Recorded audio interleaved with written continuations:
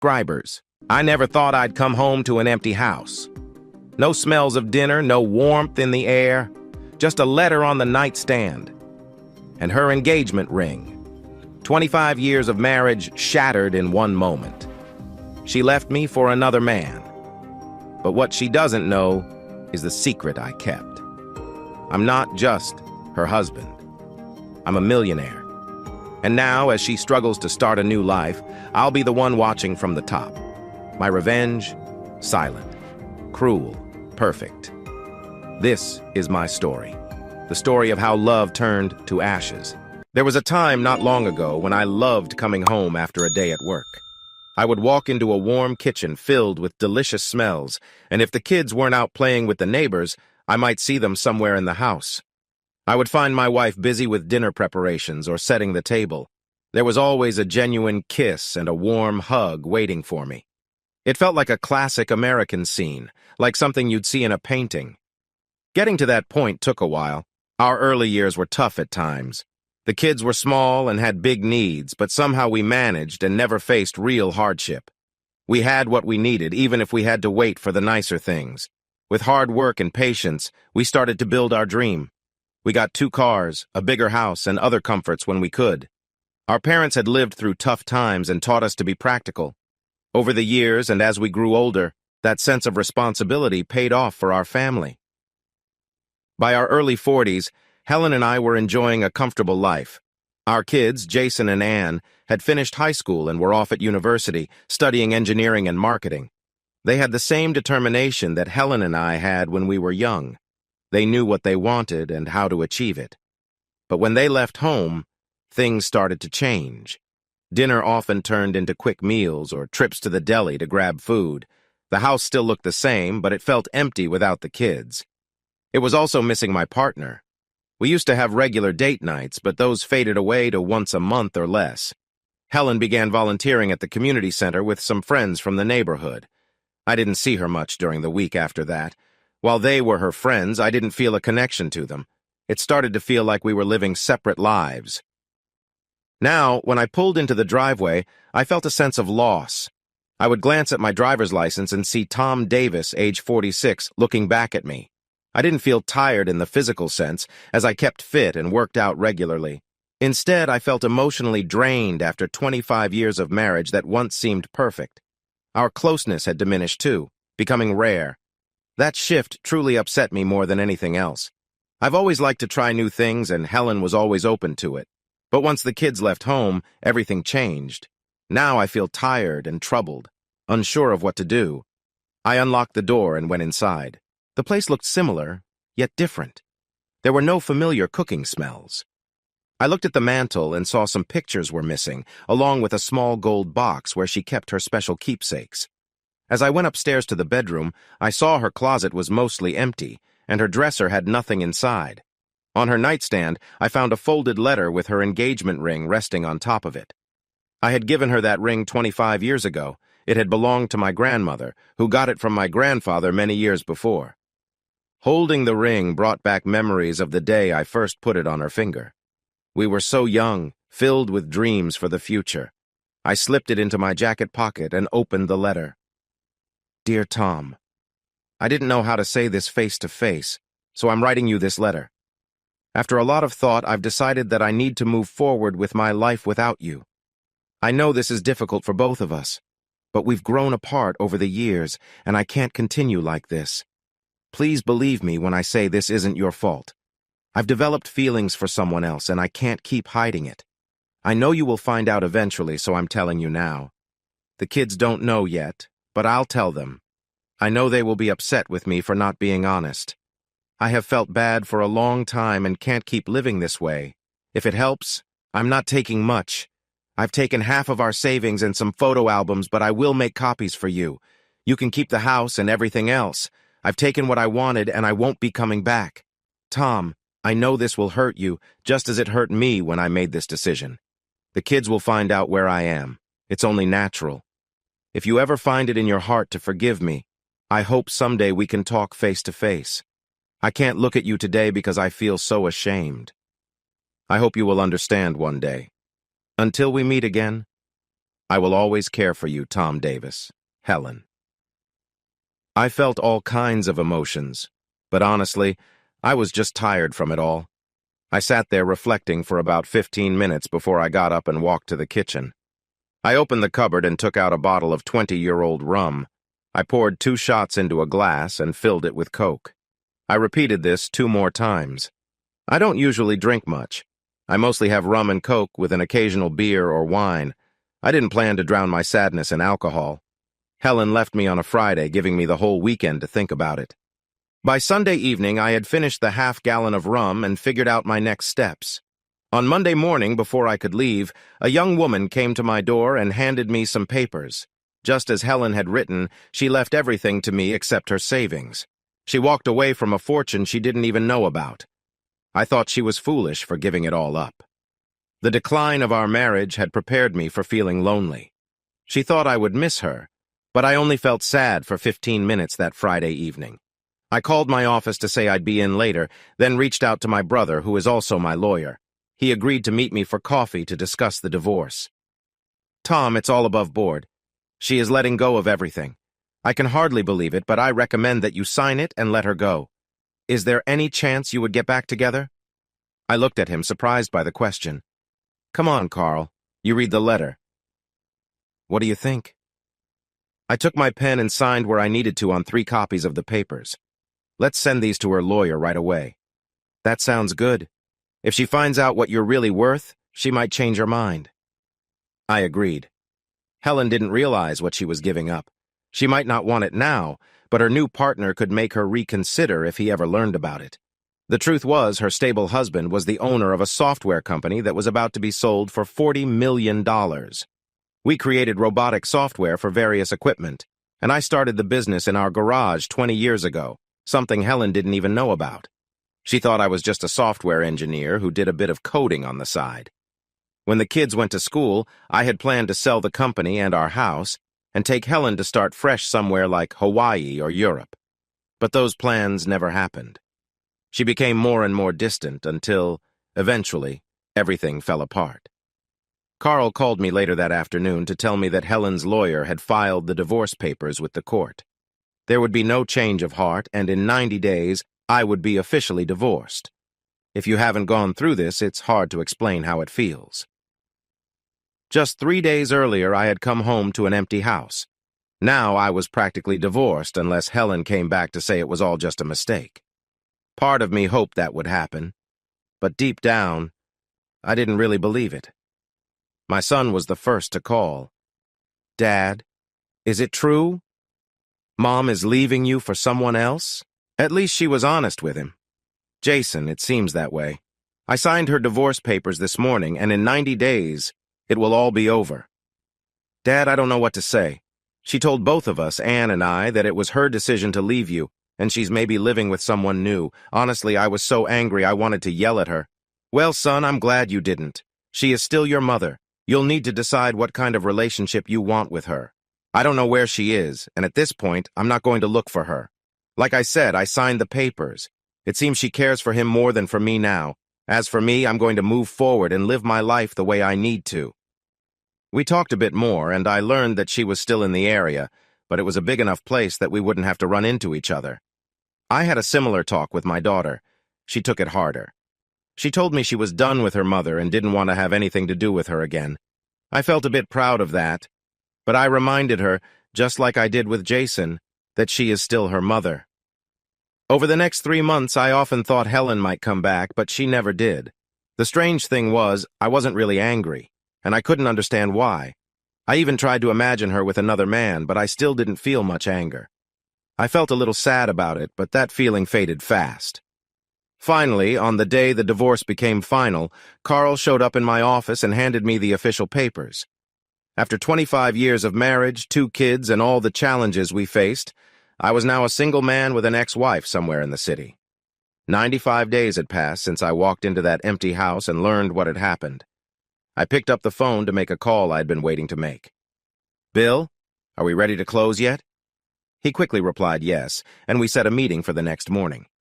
Bill was the CEO of Omega Software Solutions, and he had been interested in buying my company for nearly a year before Helen left.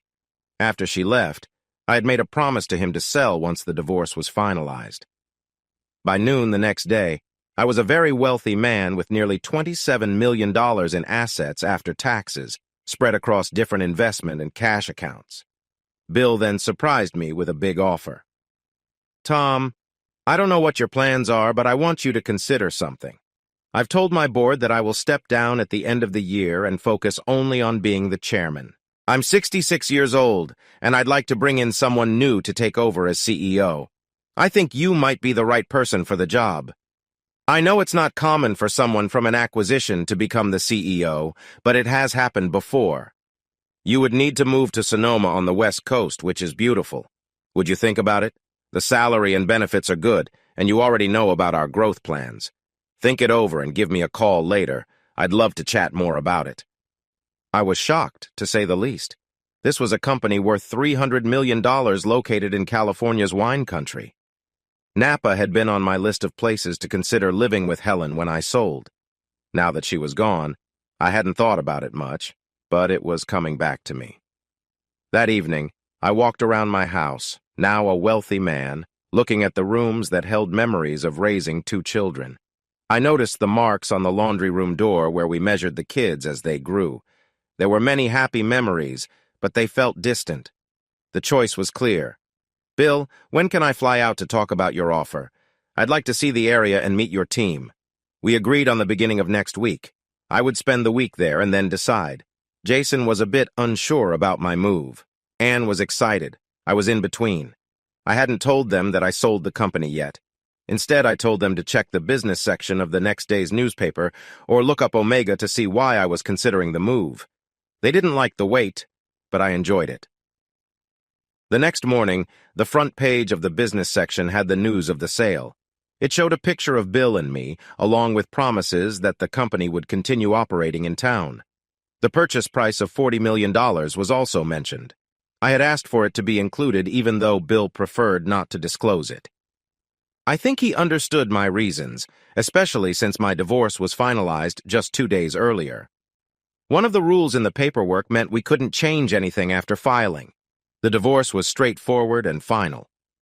A few days later, I found myself in first class on a Boeing 767, heading for San Francisco International Airport. I had been divorced for just 6 days, and suddenly, every woman seemed more appealing. A long time ago, I thought airline attendants were especially attractive, and I still feel that way, even though now they're closer to my age. I guess it was just the fact that I hadn't been with someone in over 3 months. At least it showed I was still alive. That afternoon, I met with Bill and his team to discuss the business and its future plans. We were both sizing each other up, and I think we were pleased with what we found. Near the end of our meeting, Bill invited me into his office and made me an exciting offer. "Tom, I had dinner with the board last night, and they all agree with my proposal. We believe you are the right person for the position, and we want to show you just how serious we are. We're offering a 5-year contract with a starting salary of $1.4 million. You will also be eligible for bonuses that can reach 50% of your salary for achieving goals and up to 200% if you go beyond expectations. Of course, you'll enjoy a full package of benefits, too. You can choose a car and trade it every 2 years. We also have an executive condo in Sonoma for you to use if you'd like." It's a lot to think about, I know, Tom. I have to go to another meeting tonight, or I would have invited you to dinner. Let's set that up for later this week, since I know you're around. It was a great offer, and I didn't think it would take me long to decide, but I didn't want to rush my answer. We shook hands, and I headed back to my hotel in Napa. This salary was 5 times what I had been earning before, and that didn't even include the bonuses. I was 46 years old and not ready to slow down. I could work and enjoy the beautiful California weather and the lovely surroundings of Sonoma and Napa. Best of all, I could make the most of my time there. The next day, I accepted the job, and Bill introduced me to everyone on the team. He would step down on December 31st, which was 3 months away. In the meantime, I would be a senior consultant as if I had already started. The Sonoma condo was nice for now, and I was set to begin in 3 weeks. For the rest of the week, I enjoyed the wonderful sights and experiences of wine country. I had never been a big wine drinker, but I figured it was time to learn more. As I sat at the bar thinking about my new opportunity, I started wondering about Helen. Who was she with now? Why did she leave? Was our life together really that difficult? Until now, I hadn't let myself contemplate these questions. I wasn't grieving much, but I realized I hadn't fully moved on either. I could feel myself starting to miss having a partner. I realized that with my new job and financial stability, meeting women wouldn't be a challenge. Many were drawn to success, and while some might prioritize wealth, I never thought I was lucky enough to attract someone special, until now. I flew back home to finish up many tasks before I could move west. I called my kids to share the news of my job offer, and they were supportive. Jason was excited, especially when he saw how great the opportunity was. They both had seen the news about my recent sale and understood that I was doing well. I didn't mention that they were doing well, too. Jason had graduated just before everything changed, earning a degree in mechanical engineering. Anne was set to finish her degree this December. She had even accepted a job offer at a local firm, but then discovered something troubling. When she went to the office for some pre-employment tests, she unexpectedly met her mother's new partner, who worked at the same company. It was quite a coincidence, and Anne decided to withdraw from the job immediately. She was very upset and expressed her feelings to her mother and her mother's partner quite clearly. I put our house up for sale right away. The kids were sad to leave, but understood. The house was worth a good amount, and it was paid off. I gave the kids anything they wanted from the house, but I kept the door to the laundry room. Some memories are too precious to let go. A week after listing it, I got a good offer and told the realtor to proceed with the sale. Anything we didn't want would be donated.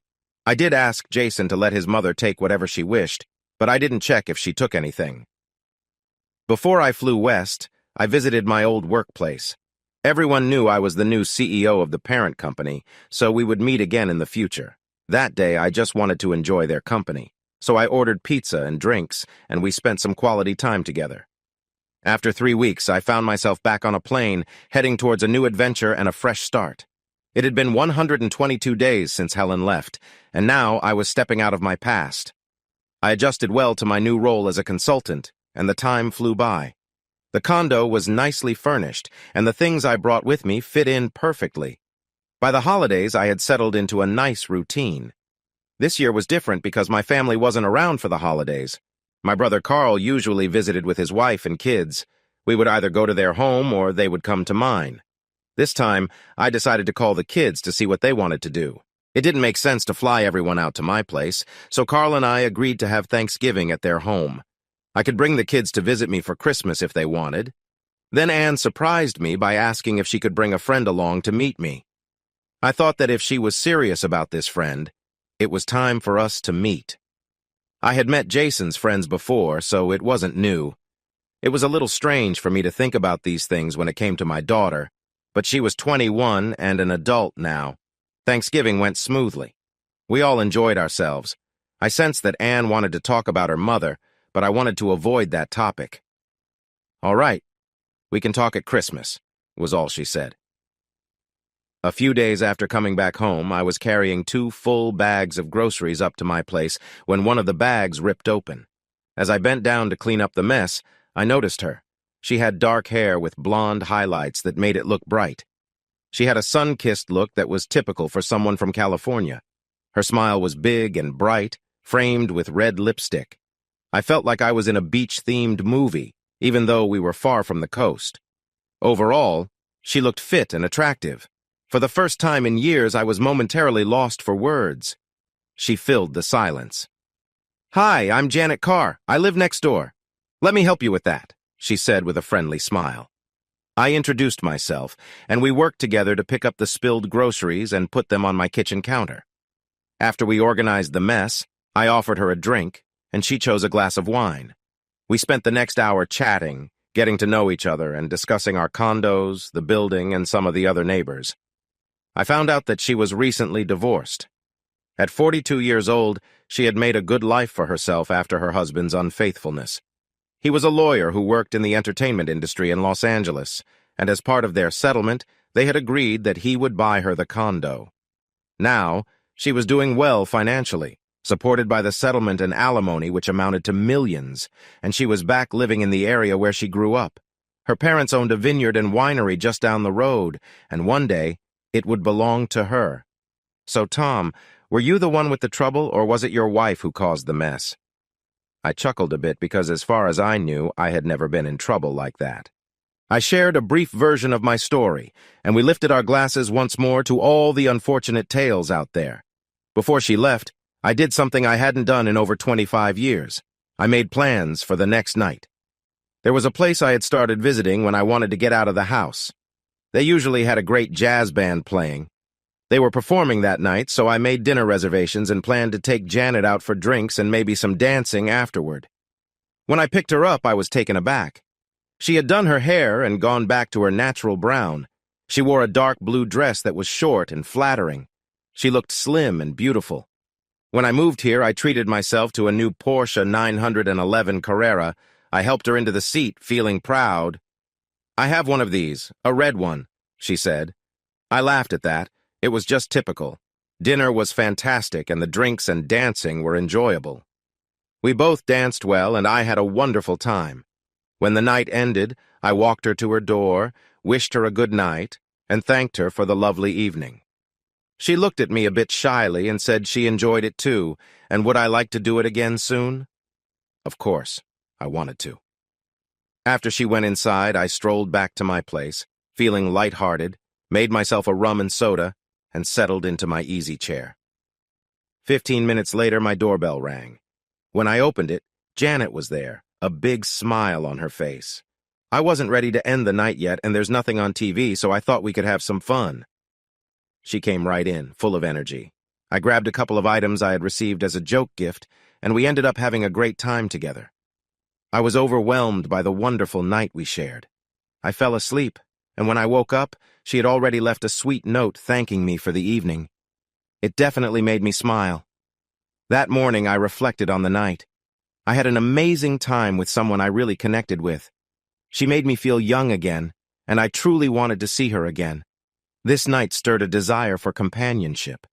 Could it just be with one person, Janet? Of course, it was possible. I naturally wanted to be in a committed relationship. But what about her? Only time would reveal the answer. Christmas was approaching, and the kids were coming to visit. Jason arrived first with his girlfriend, a nice young woman named Christine. I quietly reminded him to keep the door closed and the music playing, which he understood. The next day, Anne came over with a charming young man named Steve. He was well-behaved and polite, and I liked him. Anne took me aside and told me directly that she was in a relationship with him. She wanted me to be okay with it. I told her I was fine with it, and they took the third bedroom, so my house was busy. The following Saturday, Janet called and suggested we go to her parents' winery for a tasting and maybe dinner. I mentioned my kids and their partners were visiting, so she invited them too. "Tom, I can call my mom, and she'll set up more tables. They do this every year before Christmas. Last year there were about 50 guests, so we can definitely fit you in. Plus, I'd love to meet your kids." I agreed and shared the plan with Jason and Anne. They were interested, so we made arrangements. "Dad, so you're dating now?"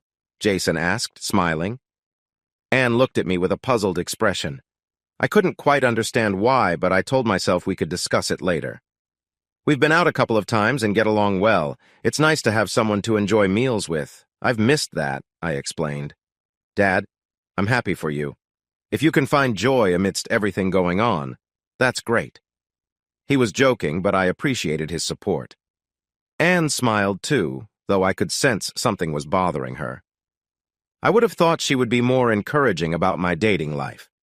I made a note of it, and we moved forward with our plans for the evening. It was a big event. There were at least 60 people there, not counting us. The kids took my car, and I drove with Janet. "Thanks for coming, Tom. I've wanted to introduce you to my mom. She's always curious about who I'm seeing, especially since she wasn't too thrilled with my last boyfriend. I know she'll like you. Moms can be so entertaining, especially when they're involved in our lives, right?" I lost my mom a few years back, shortly after my dad passed. It was a tough time as I was close to both of them, but now I cherish my memories. We arrived at the gravel parking lot with the kids not far behind. We made introductions and everyone started to mingle. Janet stayed by my side for a while before excusing herself to help with dinner preparations. I soon found myself engaged in a conversation with a couple of women who ran a nearby business incubator. One of them, Dana, insisted I visit their location for my thoughts.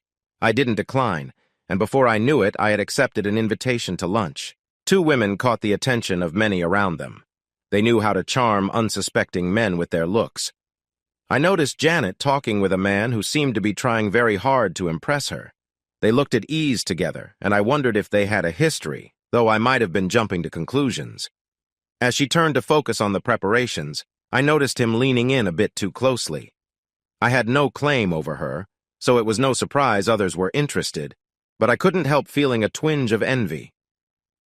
The rest of the evening unfolded as I expected. Janet and I sat together with two other couples and the man I had seen earlier. The kids were at another table. The man beside Janet occupied much of her conversation, and he was eager to engage her. The other couples were enjoyable company, and I learned that one of the men was the CEO of the financial group funding our new office building. They would own it and lease it back to us once it was finished next spring. His name was David Stone, and he had moved out here from Tennessee to lead Phoenix Financials, which was nearby in San Rafael. The other couple, Nigel and Pam Hegland, were also nice. Nigel worked at Phoenix as a financial analyst, while Pam was a wine consultant. I didn't know much about that then, but she happened to be Janet's cousin. It turned out that David's company was also involved in a business incubator project I had just visited. Overall, it was a productive dinner filled with business connections and networking. I learned that the man beside Janet was named Art Sajak. They had dated briefly after her divorce, but it didn't last, according to Pam. She seemed amused when she shared this information, which I found a bit odd. Before we left, I met Janet's mother. She had a warm, old-fashioned Italian charm about her. Even if no one else liked me, I felt she would. I also connected with David and Nigel over our shared interest in golf, and we made plans to play together the weekend after New Year's. Later that evening, Janet and I enjoyed each other's company. I savored the moments we shared, and afterward we rested peacefully. In the morning, I woke up to the wonderful smell of sausages and homemade English muffins with marmalade. Janet brought breakfast to me in bed without worrying about the crumbs. Once we were done eating, we shared a lovely moment together that felt special. I can't remember a better way to start my day. After we finished, I thanked her, and we refreshed ourselves with a shower. Then, I reminded her about my guests who were coming to visit. She understood and mentioned having to meet her cousin Pam for lunch. When I walked into the living room, the kids were sitting around in their casual clothes having breakfast. I glanced around and thought it was probably better that I had stayed elsewhere the night before. I felt like a dad saying this, but Christine looked quite grown up in her outfit. I excused myself for a moment to check on a few things in my room. When I came back, things looked much tidier, and everyone had dressed enough to run errands if needed. I chuckled to myself, remembering my own younger days. That afternoon, we decorated for Christmas. I had kept the decorations from our old house. The condo's owners association had some rules about what we could do outside, but they had already set things up well. So, we decorated inside instead. The kids popped a couple of champagne bottles, and we turned it into a little celebration. It wasn't as grand as Rockefeller Center, but I was still proud of how it turned out. I brought out several bags of wrapped presents and placed them under the tree and even hung stockings from the mantel above the fireplace. There were gifts for everyone, including Christine and Stephen, and Christmas was still 3 days away. Later that evening, Anne and I went for a walk. Dad, have you ever thought about maybe talking to Mom about what happened? I looked at my daughter closely and noticed a hint of emotion in her eyes, though it might have been just from the chilly evening. Anne, you know how your mom left. She didn't even say goodbye. I haven't seen or spoken to her since that day. Honestly, I don't even have her phone number or address. And even if I did, I'm not sure I would reach out. What's bothering you? Last I heard, things were not good between us. I was surprised when she spoke up. Dad, things aren't always as they seem, remember? I used to feel very differently about her. I really did, especially when I found out about everything. You know the job I took and then quit? That happened right after the divorce was final. It was the same day the news about selling your business appeared in the papers. Neither of them knew anything about it, and they looked so happy together. But none of us know the full story. How could you? I didn't understand until later. I looked my daughter in the eye. What happened, Anne? He let her down and left her with nothing, except for the money she saved before leaving us. She made sure to keep that private so he couldn't take it. Is she okay? Dad, she's fine. She's strong, if anything. It's quite a story if you want to hear it. I told her I might share it with you, and she didn't want me to, but I told her that was not her decision anymore. I was upset, I guess. Anne, you've told me enough to make me curious. I won't feel right until you share the whole story. She sighed and then took my hand, leading me to a bench. Okay, but let me talk without interruptions, Dad. I nodded, and she began to tell me the story. When she finished, I was completely stunned. But this was my daughter, and when I asked if she believed it, she nodded. Dad, I believe it. I saw her black eyes and bruises. She won't report it, no matter what I said. Now she's living on Waterside in an apartment. She even got a job, can you believe that? She's working at the outplacement center where she used to volunteer. But everything that led up to this, I believe her, Dad. She's really hurt inside, and she's my mom, so I have to care about her. Yes, sweetie, you should care. You are her daughter. I'm having a hard time wrapping my head around this, but if you believe it, I will too. But you should know, Anne, our issues started long before just a few years back. They began around the time you went to college. Small problems grew into big ones, leading to all of this. I shared everything with you and Jason. I'll tell you what, if you give me her contact information, I'll see what I can do to help her for your sake. But about your first question, have I thought about getting back in touch? I expected her to walk back through the door many times over those 3 months, but she never did. Since I've been out here, I've tried not to look back other than to reach out to you and Jason.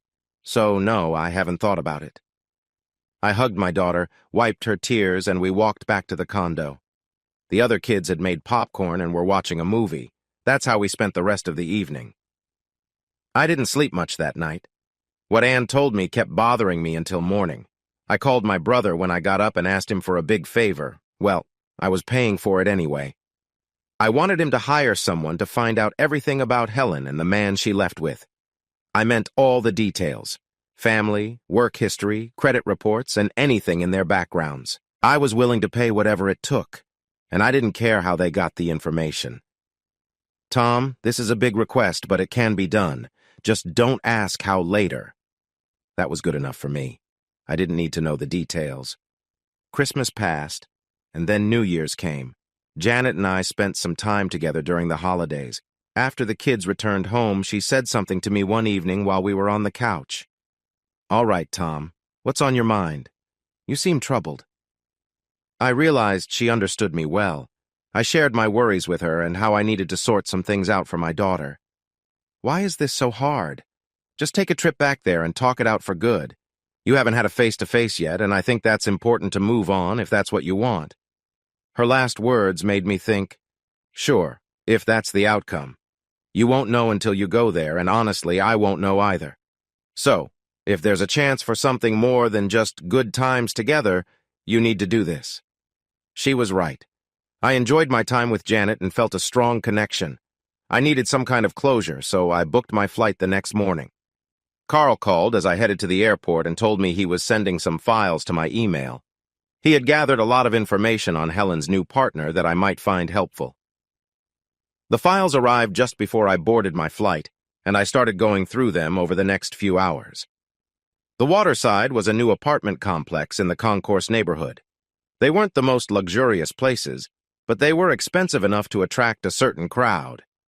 It was hard to believe she had moved from our spacious 5-bedroom house with a big yard to a place like this. How could she just leave everything behind? That's why I found myself on the sidewalk at 7 p.m., looking at the front door of 1792 Faring Lane. I had called her earlier to see if this was a good time to talk. She quickly invited me for dinner, but I turned it down. I wanted to talk, not eat. When she left, she took half our savings, which meant she had nearly $600,000. If Anne was right and she had saved some money, she could manage for a while if she lived simply, especially if she was working now. I almost turned away, but Janet's words kept echoing in my mind. I had to do this. Helen answered the door, and we stood quietly for a moment before she invited me into her home. As I expected, it was modestly furnished. She was dressed in gray slacks and a light shirt with a dove print. She wore small pearl earrings and a silver necklace. If her fingers had been adorned too, she could have been mistaken for my wife of 25 years. "Thank you for coming, Tom." "Still rum and coke?" she asked. "Yes, please." I watched her move to the kitchen and prepare the drink, just like she had done many times before. She still looked good and had maintained her appearance. With drinks in hand, we found ourselves avoiding the big issue. It had been over 7 months since that difficult Friday, and our lives had changed so much. I took out the letter she had left for me and started to read. Her expression shifted, and I could see her lose some of the courage she had built up for our meeting. I reached the end of the letter where it said, "Until I can face you again, know that I will always love you." I set the letter down without finishing that line and turned to Helen, asking the question I really wanted to know. It wasn't why. "Have you ever wished you had done things differently, Helen?" She looked at me, trying to understand, and then she seemed shaken. "Tom, 1,000,000 times a day since that day. Honestly, I wish I had never left at all. Writing that letter and leaving like that will stay with me forever. I know I can never forgive myself, and I worry about what others think too." Helen, I talked with Anne over the holidays, and she shared many things you both discussed about you, us, and your new life. Don't blame her, though. I got most of it out of her. It was affecting our relationship, and I had to know. I guess for me to understand everything, I need to hear it from you directly. Are you willing to share that? "Tom, I'll tell you the whole story if you want, but I will need more than this wine." She poured more for both of us. "I suppose I should start somewhere, but I'm not sure where the beginning is. For now, let's start with that Friday when I left. I wanted to jump in and share what I thought was the beginning, but I held back. This was her story. I wrote that letter 4 times before I finally settled on the one you have now. If I could go back in time, I would have ripped up my plans and just waited for you at home. But instead, I had a new beginning waiting for me, full of hope and happiness. You know, the kind of story where a prince saves a princess from a dull life? Those stories are often just a fantasy. Now that I think about it, my view on life has changed quite a bit since reality hit me hard. It felt like a fairy tale back then, a childish dream. Honestly, if my mother had been here, she would have been very upset with me. I had everything, Tom. We had everything. A loving family, 2 wonderful kids growing up, and finally time to pursue our dreams. But what did I do? I lost myself in my own thoughts. While Sally and Jenny were living vibrant lives, getting involved in volunteering and activities, I felt stuck. A couple of years ago, I started volunteering at the Outreach Center. I met many new people there. Sally was working with me, and at one point, she began a relationship with someone from a corporate sponsor. After that, all she talked about was how invigorating it was to be with someone new.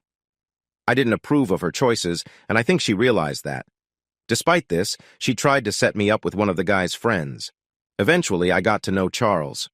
He wasn't pushy or trying to rush things. He was just nice to have lunch or dinner with when I could. For a long time, we kept it friendly. But he knew I was married, and that should have made things clear. Over time, our friendship began to feel more special. I knew it wasn't the right path, but I found myself drawn into it. A few months before I left, I was at his apartment for lunch, and things started to feel a bit too intimate. I realized I needed to stop it before it went too far. Luckily, he respected my choice. I just couldn't betray you like that. The reason I'm sharing this with you, Tom, is to be honest. I never crossed that line with anyone else while we were married, not even once. I couldn't do it. Charles didn't like waiting, but he agreed to it.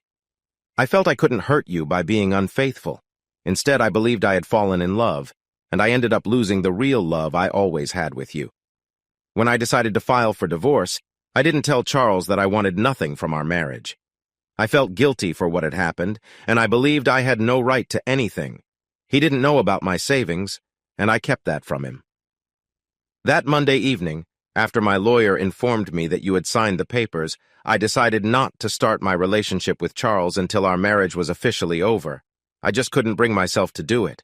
I was already having doubts but felt too scared to change my mind. Charles was very upset. He was mad, but I managed to calm him down and promised him everything he wanted once the divorce was finished. I realize now how foolish I was. My lawyer gave me the final papers, and that's when I gave Charles what he wanted. But I couldn't shake the feeling of being so cheap. He was a selfish partner. Everything nice about him was just an act. I tried to put on a good front. I could tell the kids were upset with me, especially Anne. I ran into her with Charles. It broke my heart because I knew I had hurt her. She called me terrible names, and Charles did too. That day was tough, and things didn't get better for a while. About a week later, Charles burst into the kitchen where I was and was furious. He threw a newspaper in front of me, demanding to know why I didn't take advantage of an opportunity from the article. I had no idea what he was talking about. I picked it up and saw a picture of you with another man, so I started reading the article. Tom, halfway through, I couldn't help but laugh. I was genuinely happy for you, and it felt like you were getting back at me in the best way. I didn't deserve anything after what had happened, and I told Charles that. He asked if I knew about it, and I lied, saying yes. Looking back, I probably shouldn't have done that. He then reacted in a way that was difficult to endure. After that, he crossed a line that shouldn't be crossed. I wish I could tell myself it was just rough, but it wasn't. He mistreated me in a way no one should endure. Anyone who says that it can't happen if you have had a relationship with someone is wrong. It was painful for me. The hardest part is that I let it happen. I didn't report it, even when Anne begged me to. I called her that night for help, and I was surprised when she agreed to pick me up. I knew she was angry with me. If I can find anything good in this, it restored my relationship with my daughter.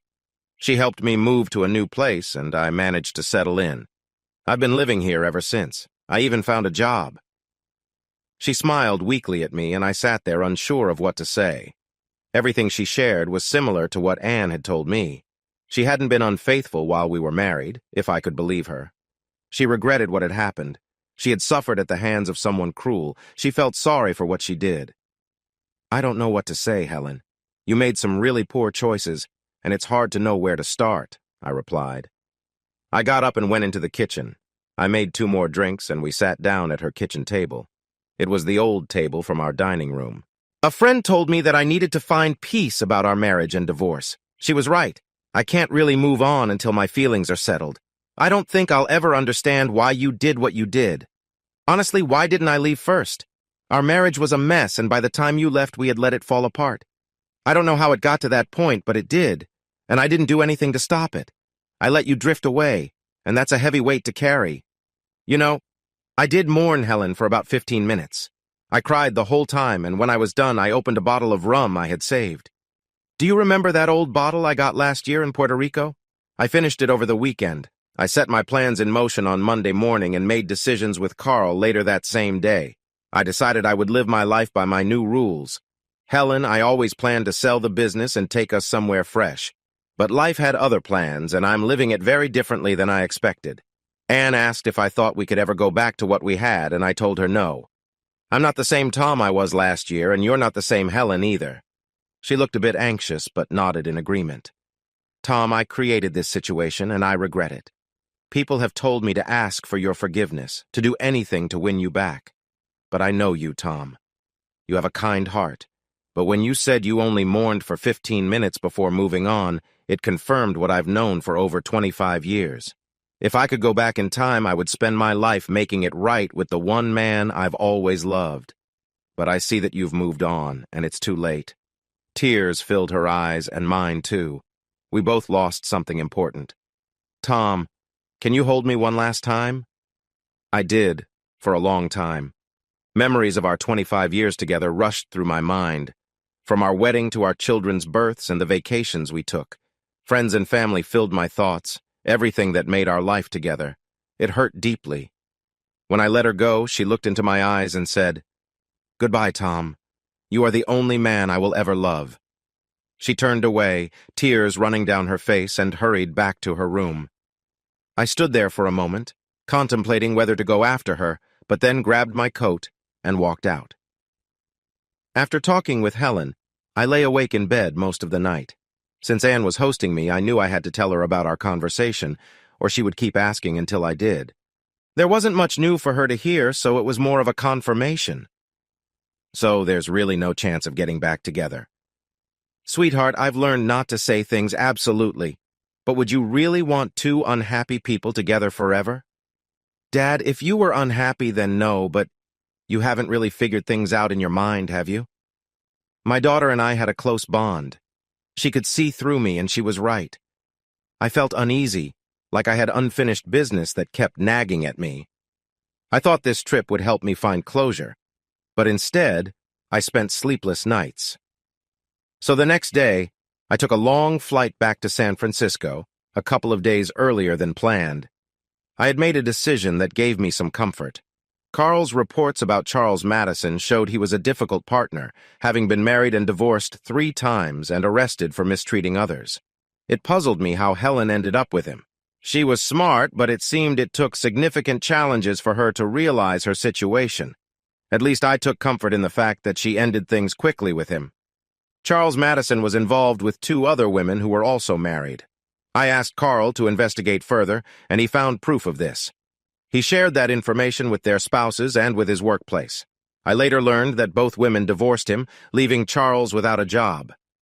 It was an overnight flight, and I got to the airport parking lot around 2 a.m. After having a quick late-night meal, I arrived at my condo around 5 a.m.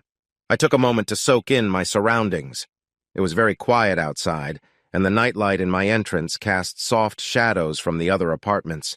With my window down, I felt the cool air on my face, and even the bugs were silent. Just then, the door to Unit 38 opened and a man walked out adjusting his hat. He had a confident stride as he got into a gray Porsche Boxster. I recognized him. His name was Art Sajak, but he didn't live there. A woman named Janet did. The next morning, I overslept a bit, and since it was Thursday, I didn't need to be back at the office for a few more days. I called Bill at Omega to let him know I was back in town a little earlier in case he needed anything. I got busy with work and decided to grab a quick snack at a nearby cafe. "Hello there." I looked up and saw Dana, a woman I'd met a few weeks ago at Janet's parents' place. "Good morning," I replied warmly. "Feel free to join me. I'm just having a pastry and coffee." She sat down with me, and we enjoyed a lovely conversation over brunch for about an hour.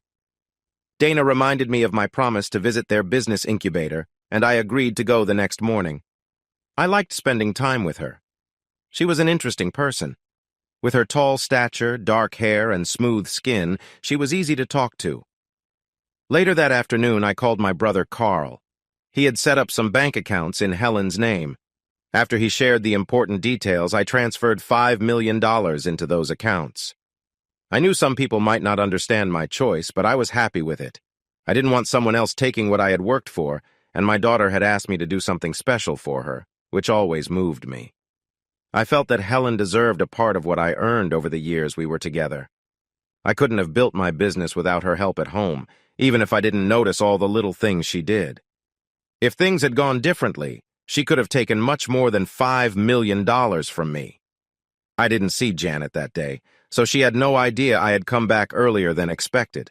I was in Unit 34, a corner condo with 2 floors and a lovely patio. Janet's place was at the other end of the building, and since we couldn't see each other, I thought that was for the best that evening. We hadn't discussed the nature of our relationship, even though I believed adults should communicate if things weren't serious. That conversation never happened. At 1 a.m., I noticed the little car was back, and I decided to call it a night. I wondered if it was because I hadn't been involved in a relationship for so long, or if I was feeling a bit possessive. Whatever the reason, I was irritated when I saw the car was gone again the next morning. I thought about Dana, the tall woman with lovely skin. I picked up the phone and called her. "Hi, Dana, good morning. This is Tom Davis. Are you free for lunch today?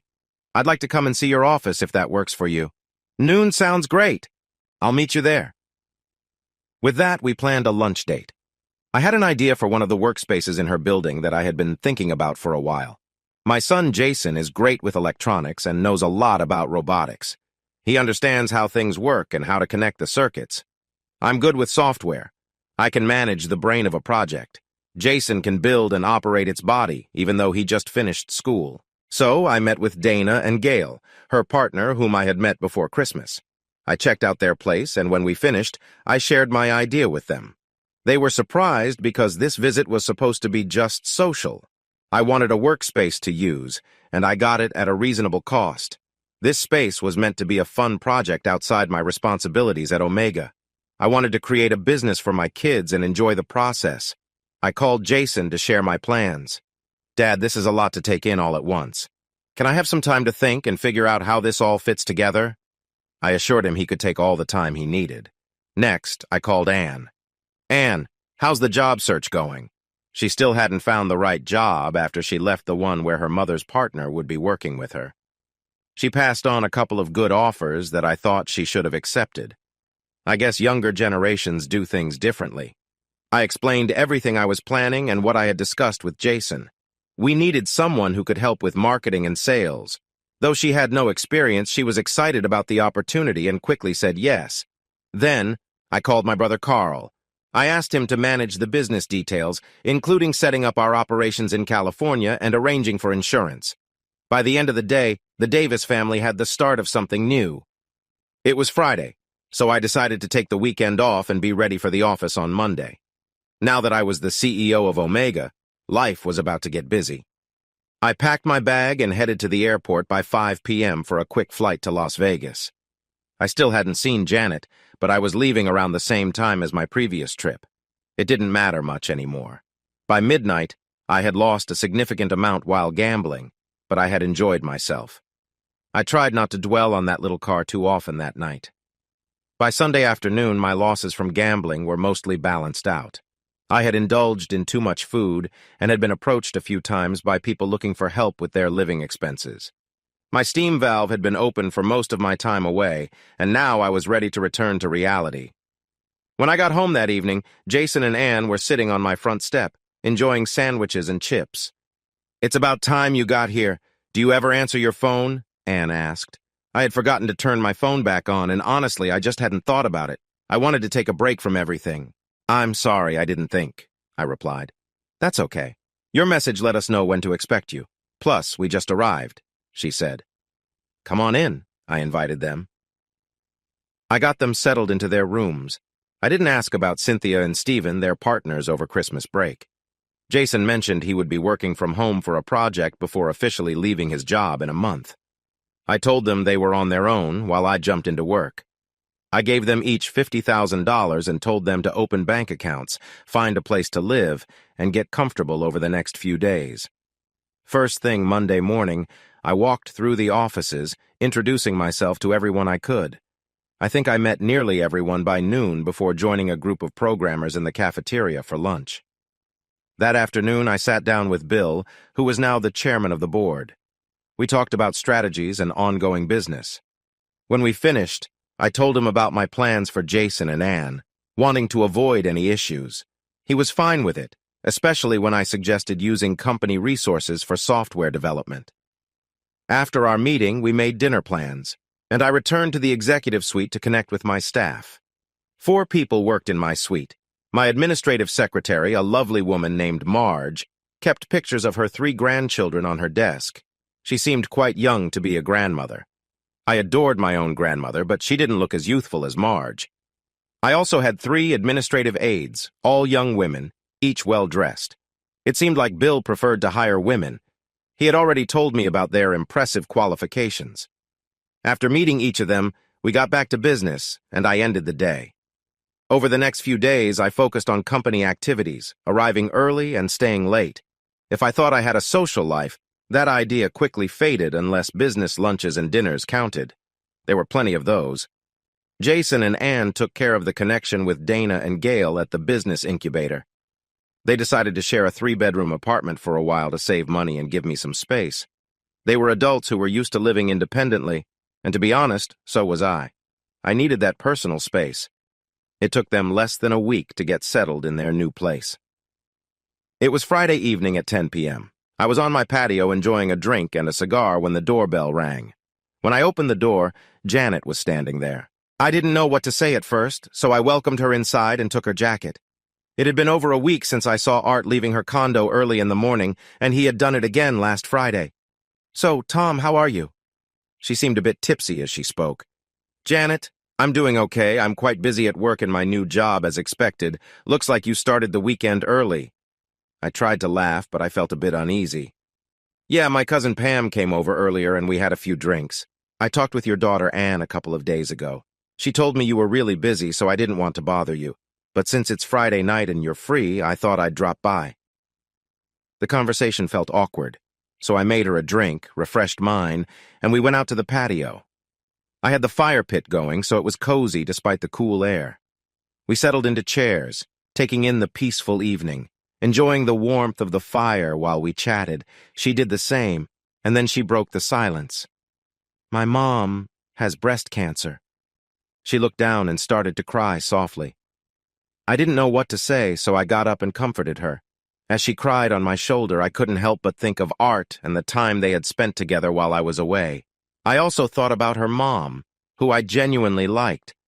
Strangely, it reminded me of how Helen had comforted me when my own mom was sick. "When did you find out?" I asked gently. "I found out a week and a half ago while you were back east. I've been with her since, except when I came back a couple of days ago to talk with Anne." "You've been away since the middle of last week? Who was taking care of your condo?" "Pam asked Art to keep an eye on it. You met him at Mom's Christmas dinner. He's the one who's always been a bit charming toward me, much to your annoyance." She managed a small smile, and her tears were starting to dry. I decided to share what I knew. "I guess that's why he was there so often." She looked at me, confused. "What do you mean, so often? He was just supposed to check it quickly each morning." "Well, I saw him leave at 5 a.m. last Friday and come back at 1 a.m. Saturday. His car was gone when I got up." "That guy. Wait a minute." She looked at me with sadness in her eyes. "You thought he was with me while you were away?" I nodded, and she hugged me tightly, shaking her head. "Tom, I know I'm not perfect, but I wouldn't betray you like that. I sometimes feel a longing for connection, and if you're here, you're the one I want to reach out to. Let's sit down for a moment. Tom, my mom will be fine. She's scheduled for surgery next Tuesday, and the doctors believe they can remove everything since the tumor is small and not near any important areas. I'm just feeling a bit worried. Now about Art. I've known him for a long time. We dated before I got married. After my divorce, we had a brief romance, but it wasn't anything serious for me. To him, I was just someone to pass the time with.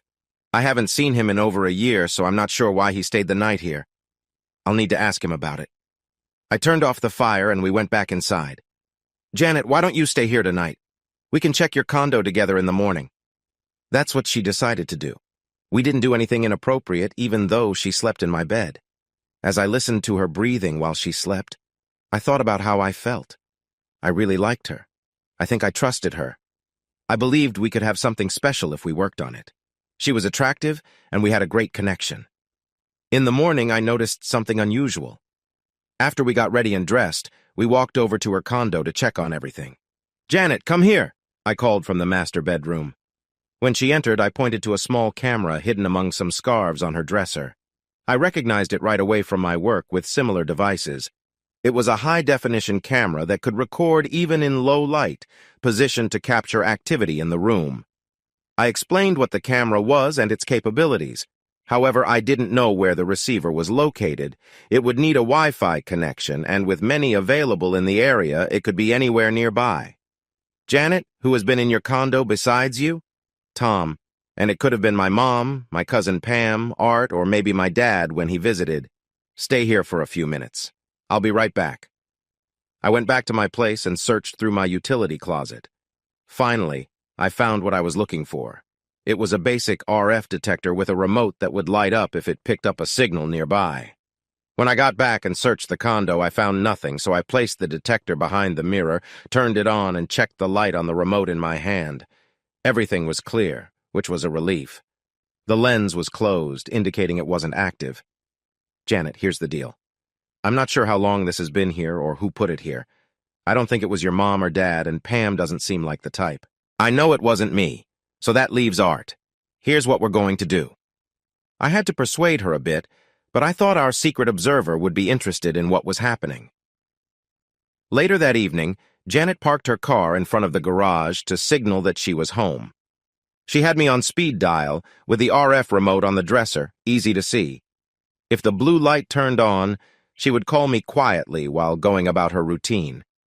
She relaxed in her comfortable attire and walked around her condo with a glass of wine, enjoying her evening and creating a setting that would intrigue anyone observing. Around 11:30 p.m., my phone buzzed. It was Janet calling. I quietly moved around the corner of the building, looking for signs of activity. If someone was watching from a distance, they would have to be nearby, probably in a car outside. Sure enough, there he was. He sat in a small Porsche Boxster, clearly engaged with what was happening. I pressed the key a few times to signal Janet to continue with her evening. It wasn't anything new for him, and this would keep him occupied for what came next. Detective Tate from the Sonoma County Sheriff's Office walked with me towards the Boxster.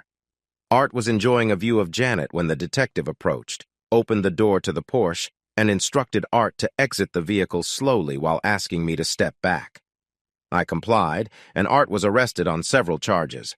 I picked up my phone and said, "It's over." I noticed Janet quickly leaving the room before returning, dressed appropriately, and then she stepped outside. Art was in the back of the patrol car, and the officer spoke with Janet while I stood off to the side. Once the conversation ended, the officer asked me a few more questions, shook my hand, took the laptop, and headed into the condo with me close behind. After a short while, Art was in custody. I hoped the people at the sheriff's office understood the situation and didn't misinterpret anything regarding Janet. If they did, Marge Tate, my secretary and Detective Tate's wife, would surely have something to say. The next morning was bright and sunny. I felt relieved knowing that the troublemaker was in custody. Waking up next to a wonderful woman, I remembered I had some tasty sausages in the fridge and decided to make breakfast for her. Janet's mom had her surgery, and the doctor reported everything looked good. While there is no complete cure for cancer, there was hope for remission following the operation. The kids were excited about their new business called Soft Tech Robotics. Carl managed all the legal matters, and I had given them a loan to support their research and development. By summer, Jason had hired a tech worker to assist in creating a prototype for a biotech company in South San Francisco. If successful, we would be ready to scale production. The prototype was well received, and Jason and Anne secured a location for production in San Rafael. Omega continued to provide programming services, though I stepped back from negotiations to avoid any conflicts. Within a year, SoftTech operated 6 days a week with 12-hour shifts. Business thrived for both SoftTech and Omega. Janet and I had developed a relationship that was exclusive. I didn't date anyone else, and as far as I knew, she wasn't seeing anyone either. We even discussed the future, but Janet wasn't ready for that level of commitment, and I found myself uncertain as well, reflecting on my more traditional views. "Tom, you still love her, don't you?" Helen had come to visit the kids in their new homes in San Rafael. It had been a couple of years since our divorce, and the support I provided her allowed her the freedom to visit the children without financial worry, which made me feel good. "Yes, Janet, I always will." We had about 20 wonderful years together before things changed. We raised 2 great kids, and that love doesn't just disappear, it becomes something different. Do I wish things had stayed the same? Of course, but that's not how life works. I paused for a moment, realizing I had drifted into my thoughts. Janet got up, filled her wine glass, and brought me a fresh rum and coke. "Tom, would you be upset if I told you I've spoken to Helen?" "Oh, well, it doesn't matter," she chuckled. "I've had lunch with her a few times, and I can see how much she cares for you, but she's having a tough time moving on. She can't seem to look at another man. Did you know she still wears a ring on her left hand? Your daughter feels the same. Helen would rather be alone than be with someone else." I imagined Helen living alone forever, and it stirred 2 different feelings inside me. One side felt indifferent, thinking she built her own life based on her choices. The other side mourned the huge loss we both faced, not just from her choices, but also from the gap of the years before everything changed. There are people I've noticed who talk a lot about seeking revenge and getting what they want from someone's pain. The problem is, whether it's the bartender down the street or a colleague at lunch, They have never faced the real hurt that comes from such actions. It's not something for the faint-hearted. It breaks people down, including the one who seeks revenge. I'm not like that. Helen was my love for a long time, and I still cared for her, even if I disliked her actions. I glanced over at Janet, who was sitting comfortably on my couch. Janet, I'm not upset that you've talked to Helen. If it helps her, I'm all for it. But you should understand that she really affected what was left of our marriage. We've both changed so much. I love the Helen from before, but I can't love the person she became when she left me that day. The truth is, I wasn't sure if I believed what I had just said, and I think Janet could tell. I knew the truth from that evening when I stood at her apartment, wondering whether to push open that bedroom door. I still had feelings for her, but couldn't move past what had happened. Tom, I'm not going anywhere, and before I tell you what I really think, I want you to know that soon I'm going to change into something more comfortable. I'm going to spend some quality time with you. But first, I want you to promise me something. I want you to take Helen out, even if it's just to talk. If all you do is enjoy a meal and chat about the kids, that's fine. She needs this, and so do you. You both require a friendly relationship to move forward, and right now, you don't have that. I couldn't help but laugh. You've got this all planned out, haven't you? She nodded with a smile. Anne and I set it up, and no, it's not a scheme. She was happy to see us together. She wanted her mom and dad to have a connection that wasn't affected by their divorce or by anything that happened in the past. I was meant to support her dad while she focused on her mom. Smart thinking, right? I simply nodded and left it at that. She kept her promise. She changed into something more comfortable, and we shared a moment that felt special. When it was over, I whispered, "Yes, it was clever," in her ear. The next day at work, business matters took over for a bit. My boss, Bill, had been negotiating with a German company for several months, and things were finally moving forward. Tom, this is a $300 million deal that will give us a strong position in both European and Asian markets for the new software our biotech team has developed. It's a fantastic chance. Bill, this is a major decision. What are your thoughts on managing it from here in Germany? The board and I have discussed it. The organization needs a full restructure. We'd like you to take on the task, but just temporarily. While you handle that, I'll take over your role until you're back here for good. Can you do it? I wanted some time to think, but when the chairman asks for a big favor, it's hard to say no. I nodded, and we worked out the details. For a whole year? Janet asked. That's a long time to be away. Why don't you come with me? I'll be back every month or so. Janet looked outside for a moment before turning back to me. I can't, Tom. I need to be here with my mom. Her mom had fought hard against breast cancer, but her health was starting to decline in other ways. Janet had been spending more time with her lately and even thought about moving back home.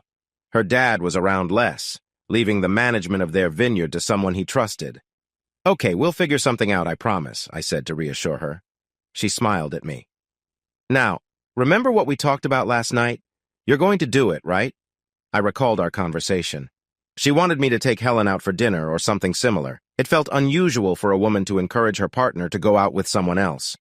I knew Helen well, her personality, her preferences, and everything we shared. I once counted it up. In our 25 years of marriage, I had shared special moments with Janet about 2,000 times. It was a risky thought, and Janet likely had an idea of that too. If she brought us together again, maybe familiarity would spark something new. Helen has always been a very appealing woman, and I've felt drawn to her since our time together, even during a visit to her apartment a couple of years ago. Helen was staying with Anne. Just like during my last visit at her place by the water, I stood outside her door for a moment, unsure if I should walk in. I hadn't spoken to her since that night. She'd tried to reach out to me after I sent money to her accounts, but I didn't respond. I never visited her when she was with Anne or at Jason's if I knew she'd be there. It wasn't because I was upset. It just reminded me too much of what we had lost. For many divorced couples, the pain fades with time. For me, it only seems to grow. To cope with that feeling, I've kept my distance. Now, I stood at the door, waiting. Hello, Tom. Hello, Helen, you look well. I gave her a friendly hug. She really did look good. She was fit and healthy, with beautiful hair and stylish clothing. The soft gray dress suited her perfectly, and her smile made the pearls around her neck shine. The matching earrings were a gift I had given her a few birthdays ago. "Still like rum and coke?"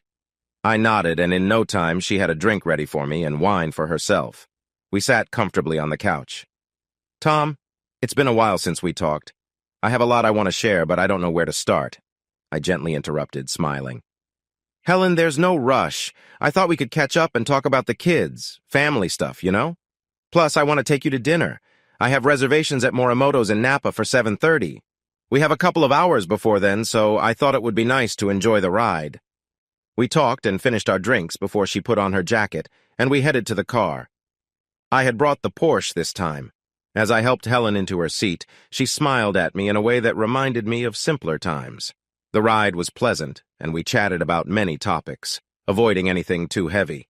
I shifted gears for fun and noticed her excitement each time the car sped up. She looked like a young girl, thrilled by the experience. It felt like it was 25 years ago, before life got complicated. By the time we arrived and parked, it was nearly our reservation time, so we headed into the restaurant. I have always loved this place. Every time I walk in, the mix of gray and yellow colors, along with the displays, makes me feel like I'm in a big Japanese-style living room. There are comfortable sofas, soft chairs, big wooden tables, and a long sushi bar.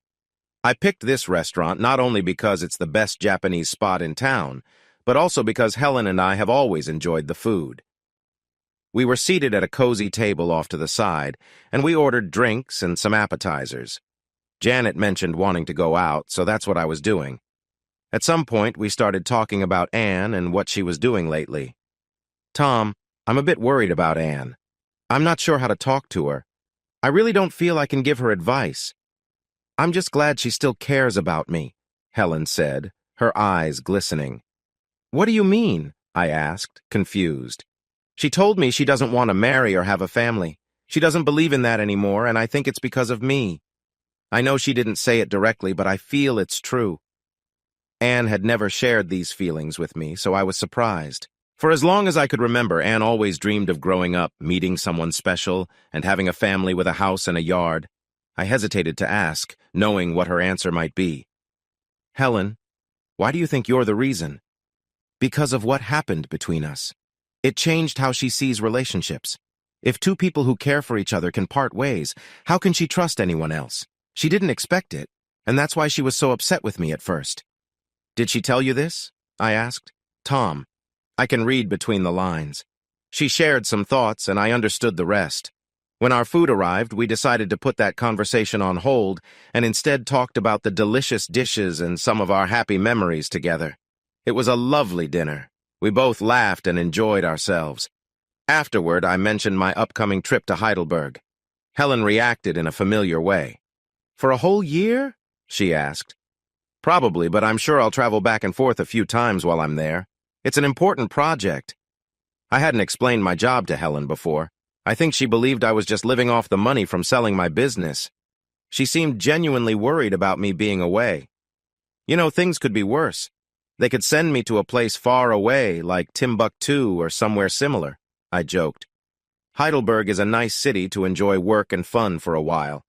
Before getting the car, we strolled around downtown Napa for some window shopping and to enjoy the sights. When I brought her back to Anne's place, it was getting late, and she made me a cup of coffee. "Tom, you can stay here for the night if you want," she said with a smile.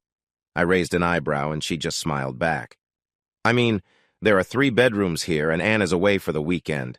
I promise I'll be respectful. It's late, and driving back to Sonoma now wouldn't be smart. Besides, Janet isn't waiting for you tonight." Her friendly smile was charming, and it made sense. It was almost midnight, and it would be a long drive. I had stayed in the room at the end of the hall before, so I decided to stay. As soon as my head hit the pillow, I fell asleep. I think I got up once to use the bathroom, and without thinking, I walked down the hallway. That's how I do it at home. It was only when I got to the bathroom that I remembered I wasn't alone.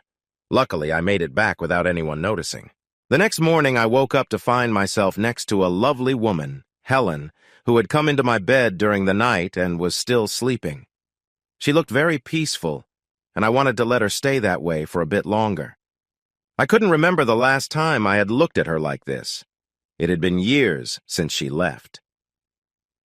Gently getting out of bed, I grabbed my robe and went to the bathroom. After getting ready, I went to the kitchen to see what breakfast items I could find. I was excited to discover more English sausages. While I was cooking, Helen came out looking fresh and a little nervous. She looked right at me. "I hope you're not upset with me, Tom," she said. I understood what she meant, but I wasn't upset. She just needed some comfort in the moment, and that was okay. If I had been awake, maybe things would have been different. I gave her a light hug and reassured her. "Helen, you don't need to worry. I'm not mad or bothered. Plus, you've never been a blanket hog," I joked. She laughed happily, teasing that while she wasn't, I certainly could be. We enjoyed breakfast, cleaned up, and decided to take a walk. After some time, we found a cafe downtown and decided to stop for coffee. We had just gotten comfortable when I saw a woman excitedly waving at us. It was Pam, with her husband Nigel. She came over and insisted we join them at their table since there was extra space. I introduced Helen as my former significant other because I never liked saying ex-wife. Pam mentioned that this was one of their favorite cafes. They had been married for a little over a year, and their excitement for each other was contagious. Helen looked at Pam with a playful smile. "You're expecting a baby, aren't you?" "Yes, 2 months along. How did you know?" "I don't think I look it yet," Pam replied. "Oh, yes, you do. You keep rubbing your belly and I can see it in your face and smile." Everyone laughed together. Nigel wanted to plan a round of golf, but I told him it might have to wait until I returned from Germany. "Tom, did you hear that David and Marilyn Stone are traveling to Mannheim next month for 2 months before heading to Italy? Our company is making a big move, and David is finalizing the deal this week. He's taking his team with him for some changes, and Marilyn is joining him." "I'll have to call him, Nigel. Mannheim is very close to where I'll be. It's just a short ride between the two places. What a coincidence." After we finished our time together, we said our goodbyes. When I returned to Anne's place, I grabbed my bag and tossed it in the seat. "Helen, I had a wonderful time. I'd love to do this again sometime. It feels great to reconnect with my old friend." She turned her head and I couldn't see her eyes. When she looked back, her eyes were teary. She hugged me tightly and, standing on her toes, whispered softly, "Tom Davis, I made mistakes in the past, but not anymore. I will always care for you, and if there's a higher power, I hope you'll take me home one day." With that, she turned and moved to her room, closing the door behind her. I stood there for a moment, realizing this wasn't just a memory, and thought about going back to her before grabbing my coat and leaving. I knew I would be back. The Sunday drive back to my condo was relaxed. I had many thoughts spinning in my mind. Years ago, I thought life would be easier after the kids grew up and I sold the business.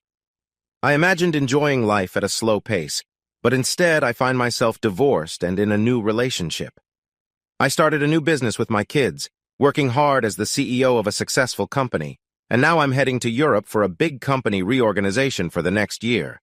On top of it all, I've started a friendly relationship with my ex-wife, who still seems to have lingering feelings for me, and it's affecting how my daughter sees herself and her future. Later that evening, Janet and I grilled shrimp at her place and enjoyed a quiet meal. I couldn't quite figure out what she was thinking, but it felt like she had a plan. We talked about my date night with Helen, and when I mentioned that I spent the night there, a big grin spread across her face.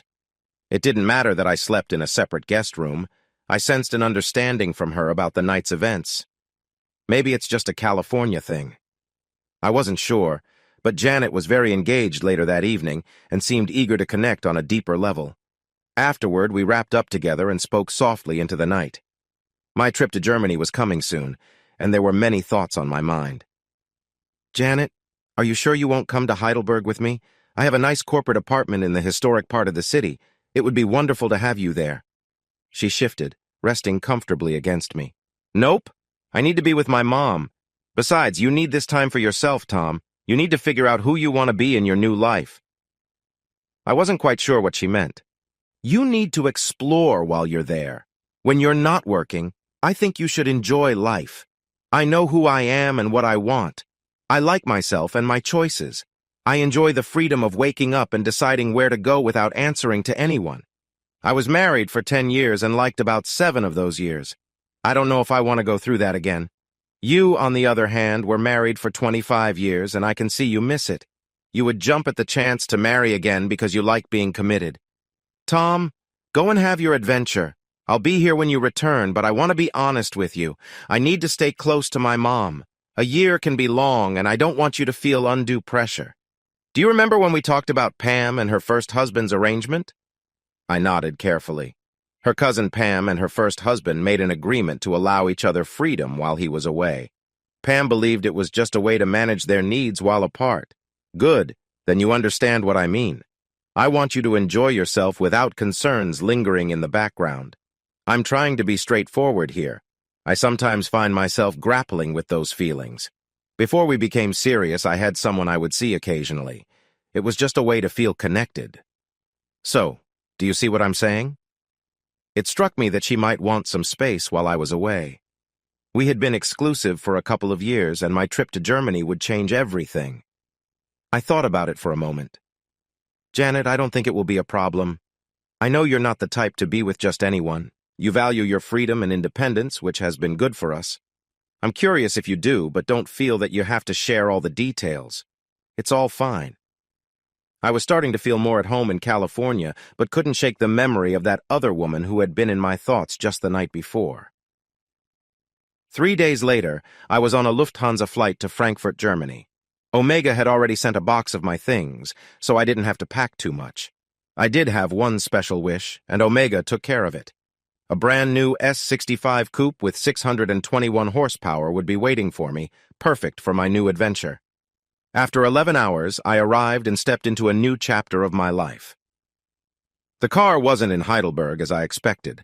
Instead, a young woman with a sign that read Tom Davis was waiting for me. Her name was Mildred Onstadt, and I would soon discover that she would be with me a lot. She had a nice fragrance, and her English was excellent, while my German was quite poor. I had done some studying with a language program, but I knew I'd need more practice. Mildred helped me into a shiny BMW, and we drove south to Heidelberg. She navigated traffic expertly, making the ride feel quick. When we reached the apartment building where I would stay, she was out of the car and at the door before I could get my seatbelt off. Come on, Herr Davis. Your apartment is on the second floor, and I believe your things were delivered this morning. She headed up the stairs, and I followed closely. As we entered my apartment, a petite German woman stood inside with her hands behind her back and a friendly smile. This is Frau Helga Schmidt. She will take care of housekeeping and cooking for you. You'll need to discuss your schedule with her, and I think you'll enjoy her cooking. We shook hands, and I liked her right away. Mildred showed me around the spacious apartment and pointed out the car keys hanging on the wall. The car was parked in 2B, pearl white with a red interior. The apartment had 3 bedrooms and 2.5 bathrooms with a full-size American fridge, which is hard to find in Germany. It was much bigger than the average German apartment, and I looked forward to living there. Mildred, Helga, and I sat down to plan out a schedule for cleaning and cooking. When we finished, both women took their leave for the evening. I had left San Francisco at 11 p.m. on Wednesday, and now it was midnight on Thursday, local time. Helga had made some sandwiches filled with pastrami, cheese, lettuce, and tomato. There was also a bottle of rum, a liter of Coke, and what looked like a case of half-liter bottles of beer. Someone had shared my tastes with my hosts, and it seemed like I would have a great time. If I had one complaint about the apartment, it was the annoying noise of the door alarm. It wasn't a bell. It was just a harsh buzzing sound. I answered it at exactly 7:30 a.m., and Mildred was there with 2 cups of coffee. I had been up for 3 hours already, unable to sleep well. My suit was neat, my shoes were shining, and I looked like a well-dressed businessman. Bill had warned me about their customs and what to expect in a new company. Mr. Davis, we need to leave now. Your first meeting starts at 8 a.m., and Herr Honerlecht does not like waiting, she said. She drove me quickly in her BMW to a plain old office building about 15 minutes away. The place was tidy, with workers in neat cubicles arranged in rows down a large central room. There were 2 floors with executive offices on the 3rd floor. It felt different from what I was used to back in California. The offices at Omega had an open design without assigned spaces. Everyone worked in shared areas, and there were breakout rooms scattered throughout. People relaxed and wore casual clothes like jeans and sneakers. Heidelberg was quite different from that. Mildred took me upstairs to the third floor and led me to a small, simply furnished office. She excused herself, saying that Herr Honorlecht would call for me soon. As expected, right at 8 a.m. my phone rang and I knew it was time to go in. Mildred brought me into the large CEO office where a plump man in his late 50s was busy reading some reports. He pointed to one of the big chairs in front of his desk, so I sat down. "Mildred, that will be all for now, thank you," he said to her. But I had grown used to having her around, so I invited her to stay beside me. Since he spoke in English, I continued. "Mr. Honorlecht, I would like to keep Mildred with me from now on. I think she has done an excellent job managing all the arrangements." I noticed a small smile on Mildred's face. "If you prefer, Mr. Davis, until we can find someone else," he replied. "Honorlecht, I think there's been a misunderstanding. Miss Onstadt will be my personal assistant now. I'll discuss more details with HR later today. But I don't have you meeting with the personnel office until tomorrow afternoon." I looked directly at him. Bill had already informed me about the situation. "I'm going to have Mildred give me a tour of the facilities and introduce me to the staff this morning. I also want to have a staff meeting at 1 p.m. in the best conference room you have. Mildred, will I need an interpreter?" She shook her head to say no. "Great. Let's go meet everyone," I said as I stood up. That's how I began shaping the new Omega offices in Heidelberg, Germany. Mildred showed me around the building and I met everyone who was working that day. After a light lunch, I took charge at the 1 p.m. staff meeting. First, I want everyone to use first names. I've been called Tom since I was little, and that's what I prefer. Second, Mr. Honorlecht has retired effective today, and I will be taking on that role for the next few months. Third, Mildred is now my executive assistant and will handle all non-capital spending approvals. We'll work on making processes smoother in the weeks to come because I don't want delays for small purchases. Lastly, let's bring out the snacks and drinks I had delivered and get to know each other. And that's exactly what we did. I aimed to break down barriers in the German office culture and began organizing the team similar to how I had done with my previous business. Hans, my HR guy, really enjoyed his beer and needed a ride home.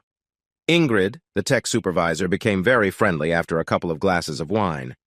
By the end of the day, we were all relaxed and ready to wrap things up. Mildred was a great support. She drove me back to my apartment in her car and helped me upstairs, though I could have managed on my own. It seemed like she appreciated the camaraderie. She was 35 and had never been married, so she didn't have anyone waiting for her at home. Helga had prepared a wonderful dinner, and I invited her to eat with Mildred and me. She made sauerbraten with all the sides, and I ended up having 2 servings for the first time in a long while. I could tell I was going to finish quickly, and soon enough I did, but both girls had already enjoyed themselves by that point. I got us all a drink, and about 30 minutes later we were at it again. Eventually, it was morning, and I was grateful it was a Saturday. Tammy had given me a memorable experience, one of the best in a long time. By the time the girls had breakfast and left, I had both their phone numbers and addresses, along with a promise for a future meeting. I felt pretty good about myself and decided to light a cigar. Helga wouldn't be in that day. I only saw her on weekdays unless something special happened. I hadn't even thought about Janet until now. 2 weeks in, and I was already thinking oddly. I wondered if she had already moved on too. Oddly enough, I didn't feel guilty or jealous. It was 6 weeks before I came back to the States. I didn't call ahead or tell anyone my travel plans. I just showed up. I knocked on Anne's door, and Helen answered. "Oh, my God." "Oh, no," she said when she saw me. "Well, hello to you too, Helen," I replied. As I walked in, I noticed a man sitting on the couch in the living room. He was just a man there with Helen, and Anne clearly wasn't home. I shouldn't have cared, but for some reason I did. "I'm sorry, Helen. I didn't mean to interrupt. Please tell Anne I'll call her later," I said, turning to leave. I heard a small voice say, "Please, Tom, you don't have to go." Being a bit childish at that moment, I said, "It's best," and left. I drove for about 5 minutes before I pulled over and tried to figure out why I was upset. They weren't doing anything wrong. Everything seemed fine. I should have just introduced myself as Anne's father and left it at that. I pulled out my phone and called Anne's home number. She picked up on the second ring. Oh, Tom, I'm so glad you called. Helen, I'm sorry. I should not have left like that. I should have introduced myself properly and not reacted the way I did. Are you coming back? She asked. Helen, you have company, and you've always been a kind host. I couldn't interrupt your time together. Maybe another time, okay? Tom, it isn't what you think. Helen, it's fine, really. Listen, Tom, the person here is a real estate agent showing me a couple of properties. Anne asked me to move out here. Now I felt foolish. So come back and let's have lunch. I'm starving, and we're done here for now. Helen, I'm sorry. I jumped to conclusions, and I should have known better. I'll be there soon. I waited for the businessman to leave and returned to Anne's place about 15 minutes later. Helen welcomed me with a warm hug and a light gesture of affection. She leaned in and spoke softly to me. Tom, did you think I was going to be with him? Helen, it's a normal thing to consider. Tom, that will never happen with anyone else, I promise. We shared a moment of silence, then I suggested we grab lunch. We went back to the cafe where I had first introduced her to Pam and Nigel. We talked about our kids and what was happening in her life. I decided not to bring up Tammy and Sarah. It didn't seem important. When we got back to my apartment, we each had a drink. Before I left, we made plans for dinner the following Friday. Later that night, I found myself in the company of Janet, who was looking lovely. I didn't ask why she had taken extra care. I just enjoyed the moment.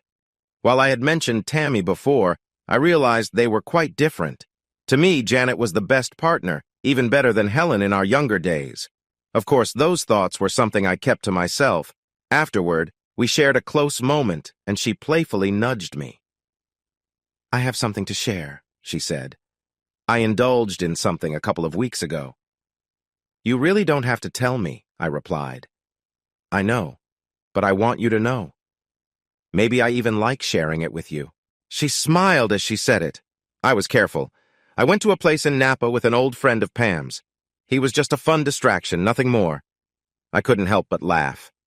I then shared my own little adventure with the two English ladies without going into too much detail. Janet was curious, but I remained discreet. A gentleman keeps some things to himself. We ended up being close again that night. In the morning, I mentioned my date with Helen. To my surprise, Janet seemed a bit quiet about it. Tom, that woman cares for you deeply. If she ever tries to win your heart back, I wonder how she would feel about what we have here. What will you think? Janet, until I was with those two English ladies, I had been completely faithful. You are the only woman I've been with besides Helen since before we married. I've never felt the need to be with many women. One has always been enough for me. Did I enjoy my time with the two girls? Absolutely. But that wasn't a real relationship. We were far apart, making our own special arrangements. Isn't that what you told me your cousin Pam called it? The arrangement? Yeah, that was Pam's thing with her first husband, Bob. Janet, I don't feel bad about this, and I still don't. But honestly, if those two girls were free tonight, there's no way I'd be with either of them. I'm here with you. That's just how I feel. And I wouldn't want to see another guy be with you when I know you're here for me. I guess I'm not really answering your question, am I? Tom, no, you aren't. But let me tell you something. I talk with Helen a lot. We've become friends. I don't know if that bothers you. If it does, you need to tell me. She knows we're seeing each other, but she also knows I'm not planning to marry you for the reasons we've discussed. Oh, forget it. I just need to say it. She is really interested in being with someone, and the only person she wants is you. She had moved closer and was speaking softly to me. Tom, Helen knows there's no competition between us. We have a good thing, with or without her around. So if I ask, will you? I understood what she was implying, but I didn't promise anything. I wasn't sure if I wanted to be with Helen again. She might want it, but did I? I felt a little jealous when I saw that real estate guy with her, but was I ready to get involved with her again? And where would that lead? I realized I was being set up. All three women, Helen, Janet, and Anne, were trying to connect me with them. When I arrived to pick up Helen that Friday evening, I knew something was up. Anne was there with a big smile. They had been shopping and enjoying each other's company. Helen's outfit was striking. I recognized that dress, and since Janet and Helen were similar in size, it confirmed my suspicions. Things were a bit awkward for a while. I understood the situation, and I was nervous about what might happen. We went to a cozy Italian restaurant in San Rafael instead of driving farther out. For the most part, our conversation flowed as usual, but this time I couldn't help but think about Janet. After dinner, we went to a nice jazz bar just a short walk away and settled into a corner table. Helen looked lovely in the soft light, and she seemed to enjoy the atmosphere. I noticed how her dress moved gently, which was a little distracting. As we left, we wandered among the shops and stopped at a crystal gift store. It wasn't open at that time, but we could see the items inside from the window displays. I noticed something I recognized. It was a set of deer around a clear pond. We had something similar at home. To be honest, I still have it. Helen left it behind when she moved on. Helen, you can take that back if you want. I still have it at my place. Tom, I might really like that. I saw a tear on her cheek when she looked away. She turned back and asked, "Can we go get it now tonight?" I'm not usually slow to catch on, but I nodded and said yes. As soon as I said it, I realized I was making a promise. It would be too late for her to go back to San Rafael from Sonoma, so she would stay with me and I would be driving her home. I drove carefully and my car handled the roads well. Helen seemed lost in her own happy thoughts as I guided the car into the garage. When we got inside, I turned on the gas fireplace and dimmed the lights. To my surprise, there was a bottle of cold wine and 2 glasses on the counter, and I hadn't placed them there. I poured us each a glass, and we relaxed for a moment. Tom, I can't wait any longer. You've brought me home. Now let's go into the bedroom. With that, she stood up and gently removed her dress. There stood my ex-wife in just her lavender underwear and dark blue heels, wearing pearls and matching earrings. She walked to the counter with her wine glass, picked up the bottle, and headed toward my bedroom, glancing back at me. I have to be honest with myself. I wanted to be with Helen in a deep and emotional way. I had those thoughts, but I stayed true to my feelings. Instead, we shared a loving moment. It was personal, a deep connection between 2 people. I approached her gently, and as our feelings for each other grew, everything became more intense. Even then, it was about love. We didn't rush through the night. We shared one meaningful moment and then fell asleep until morning. The sunlight was streaming through the window when I woke up. Helen was already up, and I could smell breakfast cooking. I showered and got dressed before heading to the kitchen. "Good morning, Tom. I hope you like what I'm making. It's mostly what you had in the fridge." I nodded and tried to make small talk, but it felt a bit awkward. Helen set the table for us, and we both enjoyed the meal and each other's company. When we finished, she spoke first. "Tom, before you say anything, what you did for me last night was the nicest thing anyone has done for me in years. When I told you that you were the only man I would ever love, I meant it. There can't be anyone else for me ever. Now, I know you have a good relationship with Janet. She is the one who set this up. What I'm trying to say is I'd like to do this again sometimes. Janet has said the same thing, even though I'm not sure why. She is good for you." Well, she was being honest. She wanted it, and Janet wanted it too. But did I want it? I liked what I had with Janet and didn't want it to end unless we both agreed. I didn't get a different feeling from her. Comparing the two was hard. With Janet, we shared a strong connection. With Helen, it felt deeper and more meaningful. I couldn't explain it fully, but there was something special. "Helen, I'm just going to take this slowly, okay? We had a moment, and I'm not sorry for it. I enjoyed it as much as you did. Will we have another evening out? I think we will. What I mean is, let's not promise each other anything. Let's just enjoy the time we've spent together and see where it goes. I have to head back to Germany in a couple of days. You are moving into a new place. We both have a lot going on, and we don't know what the future holds." Helen looked at me with a mix of worry and gratitude. I didn't shut her down, and I didn't rush us back together. Instead, we found a friendly understanding, which is what we needed. We cleaned up, and I carefully wrapped up the crystal figurine set for Helen before driving her back to Anne's. Before I left, I embraced her warmly. "As expected," she whispered, "I will always cherish you, Tom Davis, always." That night, I went back to Janet. She seemed eager, almost more than usual. Perhaps it was the fact that I had spent time with Helen the night before. She was persistent, and even in the morning, she was cheerful and lively. "I'm thinking about coming to Germany. Would you mind?" This was good news. I much preferred her to anyone else. Not right away, but maybe in a couple of weeks or so. "Can you hold it in for that long?" I laughed at the funny look on her face. "Of course, but I've told you about Mildred, right?" "Who's that?" she asked. "She works for me and she's a lovely woman," I replied with a chuckle. That earned me a couple of couch pillows thrown my way, but I couldn't help but think kindly of Mildred. The next day, I contacted Jason and Anne to talk about Softtech's progress and to set up a meeting for that afternoon at Omega. They both arrived on time, and we gathered in one of the conference rooms. In the past 3 months, we had seen a big increase in orders thanks to our successful product line.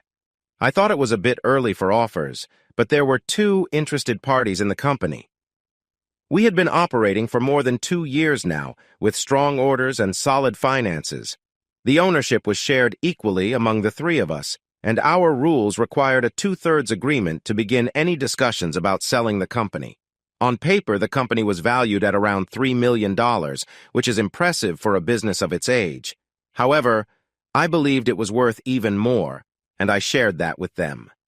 Listen, this may seem like a lot of money, and it is, especially right now. But you have a very successful product range and a great plan to grow this business, I explained. If you choose to sell, I'll support your decision, but I hope you'll stay and keep building this company. That's not a guarantee for success, but it's a reasonable expectation given your skills. They thought it over for a bit before finally agreeing. I had another reason for wanting them to stay, though. I wanted them to grow into successful business owners, and that would take time. I knew there were many companies that would be interested in a well-established business like ours, and patience would be key. A couple of days later, I flew back to Germany, making the same plans as before. This time, I had a shiny white S65 waiting for me in the parking garage. I would gladly make that trip to Heidelberg again without thinking twice. It was beautiful. As before, Helga was at the apartment waiting for me, this time with a delicious meal of Wiener Schnitzel, fries, and gravy, along with a fresh case of Weissbier. I truly appreciated her hospitality. Mildred buzzed shortly after, and the 3 of us enjoyed the meal together. I had built a good connection with Mildred.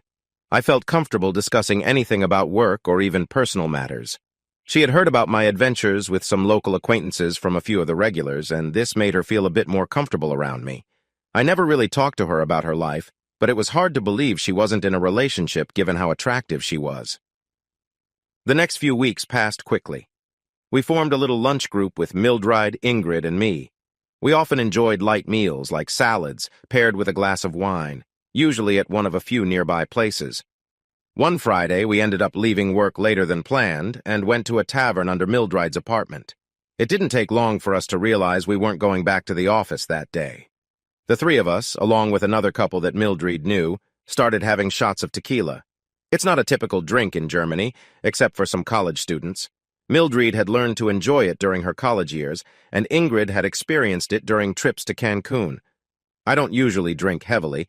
I started to feel the effects when I noticed Ingrid getting playful. I remembered people like her from college. They were proper when sober, but quite different after a few drinks.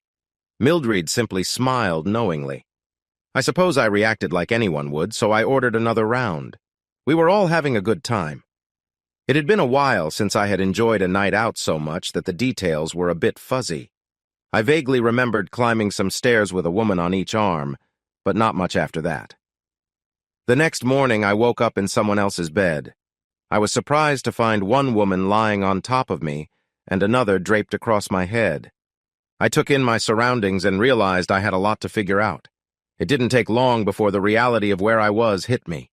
I tried to piece together how the night unfolded while keeping calm about my situation. After about 10 minutes, I groaned, feeling a rush of pleasure. She enjoyed every moment and held on until I relaxed. Then she smiled and looked at me. "Good day, Tom," Ingrid said with a charming smile. "That was a lovely night," she sighed. I could only smile back after what had just happened. Mildred was waking up, and as she moved, she inadvertently ended up quite close to me. When she realized it, it was a funny moment. "Oh my gosh," she exclaimed, quickly turning away. "I can't believe I did that." "Oh yes, you definitely can," I laughed heartily. "You can explain later, but for now we need to clean up and find something to eat. I'm so hungry."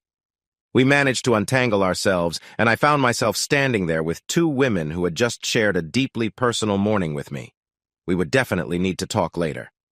In Mildred's apartment, I headed for the shower. I hadn't been in long when Mildred joined me. I'm sorry, Tom. I didn't mean for us to end up like this. It just happened. Mildred, don't worry, we're all adults here. I gently touched the top of her head and began to wash her back. After we were done, Ingrid showered, and later we all sat together in the kitchen. Ladies, I don't remember everything, but I do recall parts of the night. I think we all connected. They exchanged glances and burst into laughter. Yes, they said together. All right, about work, can we agree to keep this quiet? It could cause problems, I suggested. Tom, don't stress. Ingrid and I are discreet. In Europe, things are a bit different. Office relationships happen. Besides, a few of our friends knew we took you upstairs. You'll be quite the talk when you come back, said Mildred. Both ladies leaned in to offer a friendly gesture, and I joined them for a meal. True to their word, no one mentioned what happened. If anyone at the office knew, they kept it to themselves. The only sign was a small smile from Margaret one morning when someone talked about visiting the same place we did. 3 weeks later, Janet called me at 3 a.m. Hey, how are you? She asked. Janet, I'm doing great. I was just finishing up a round of golf. Do you know what time it is? Yeah, it's 9 a.m. there, right? Actually, no. I'm 9 hours ahead of you, not behind. It was 3 a.m. She laughed at that. You aren't upset with me, are you? I told her I wasn't, and that was true. It was nice to hear from her. She called to tell me she was flying in a couple of days. I asked her to send me her flight details so I could make plans. When I saw her arrival time in Frankfurt, I realized I had a meeting at work, so I asked Mildred to pick her up when she arrived. Mildred knew about Janet and the arrangement we had when we were apart. She often teased me about it, saying it was very European. After one evening together that I barely remembered, she suggested we could spend more time together, this time when we were both sober. She wanted to connect in a deeper way, and we did that about a week before Janet's late-night call. It was everything I hoped for and more. When Janet called, I felt a bit worried, but Mildred said we should keep things private, so that's what we agreed to do. Mildred left to pick up Janet around 3 p.m. while I was stuck in long meetings with a client that kept running over time. We eventually took a break and rescheduled for dinner. Ingrid made the dinner plans and we headed out around 6 p.m. I called Mildred to let her know, but she had just reached the airport. She told me not to worry and said she would keep Janet company. Ingrid and I had dinner, concluded a deal, and then it was time to end the night. I dropped her off at her place, and she insisted I come in for a drink. I knew where that might lead, and as nice as it sounded, tonight wasn't the night for that. I made my excuses, and she understood. I had company arriving.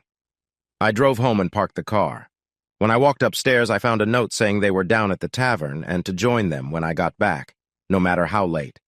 I took a shower, changed into some jeans and a sweater, quickly shaved, and headed downstairs. The tavern was lively that night. I could hear the noise as I approached. The university exams had just ended and the bars were packed. I walked in to find a full house. It felt like a big celebration. I didn't see Mildred and Janet right away, so I found a nice spot at the bar by the door for a good view. The younger crowd was enjoying themselves, covered in laughter and plenty of drinks. There were sure to be some happy faces that night. Then I spotted them at a long booth across the room. It could fit about 12 people if they squished together. Mildred was sitting between two young men, and Janet was flanked by a guy on each side. I was surprised to see Helen caught in the middle of two of her admirers, and they were all having a great time. Each of the girls had arms around them, and they were taking shots.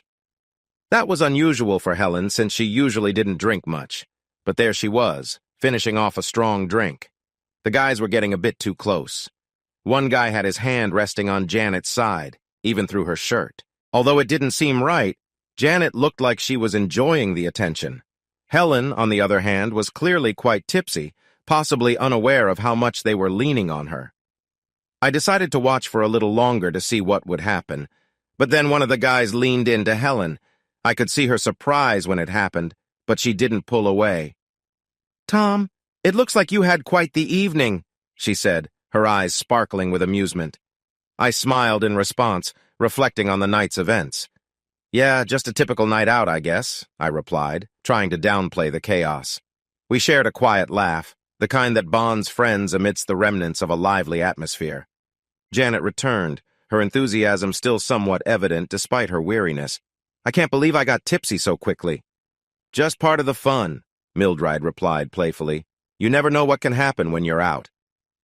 The three of us exchanged stories from the night. The atmosphere was filled with light-hearted banter, and I felt a deep sense of camaraderie. Eventually, Janet made her way to the spare room, her head swimming from the evening's adventures. Mildred leaned closer to me, her tone softening.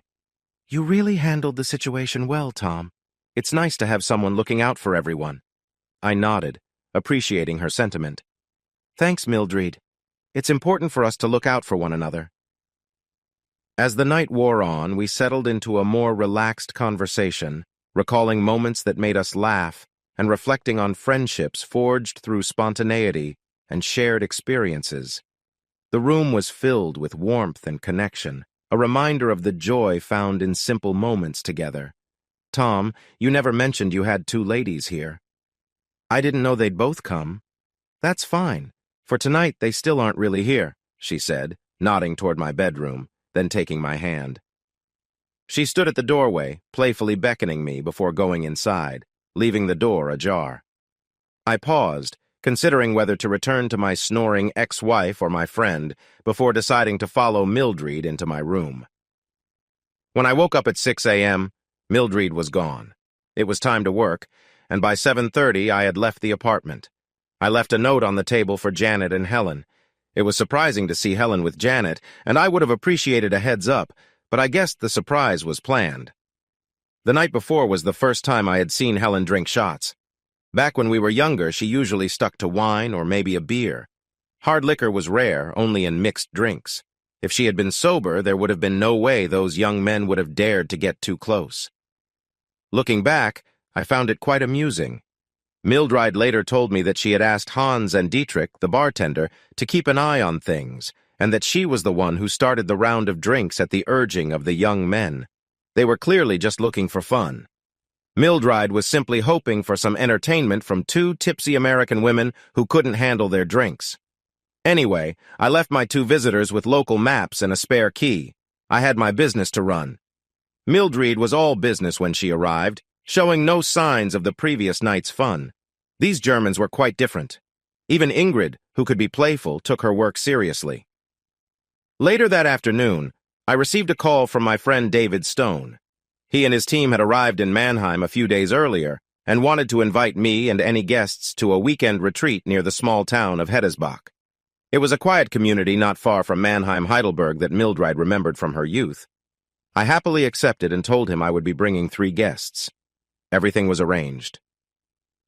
When I got home that evening, Helga had prepared a lovely meal and set the table for us all.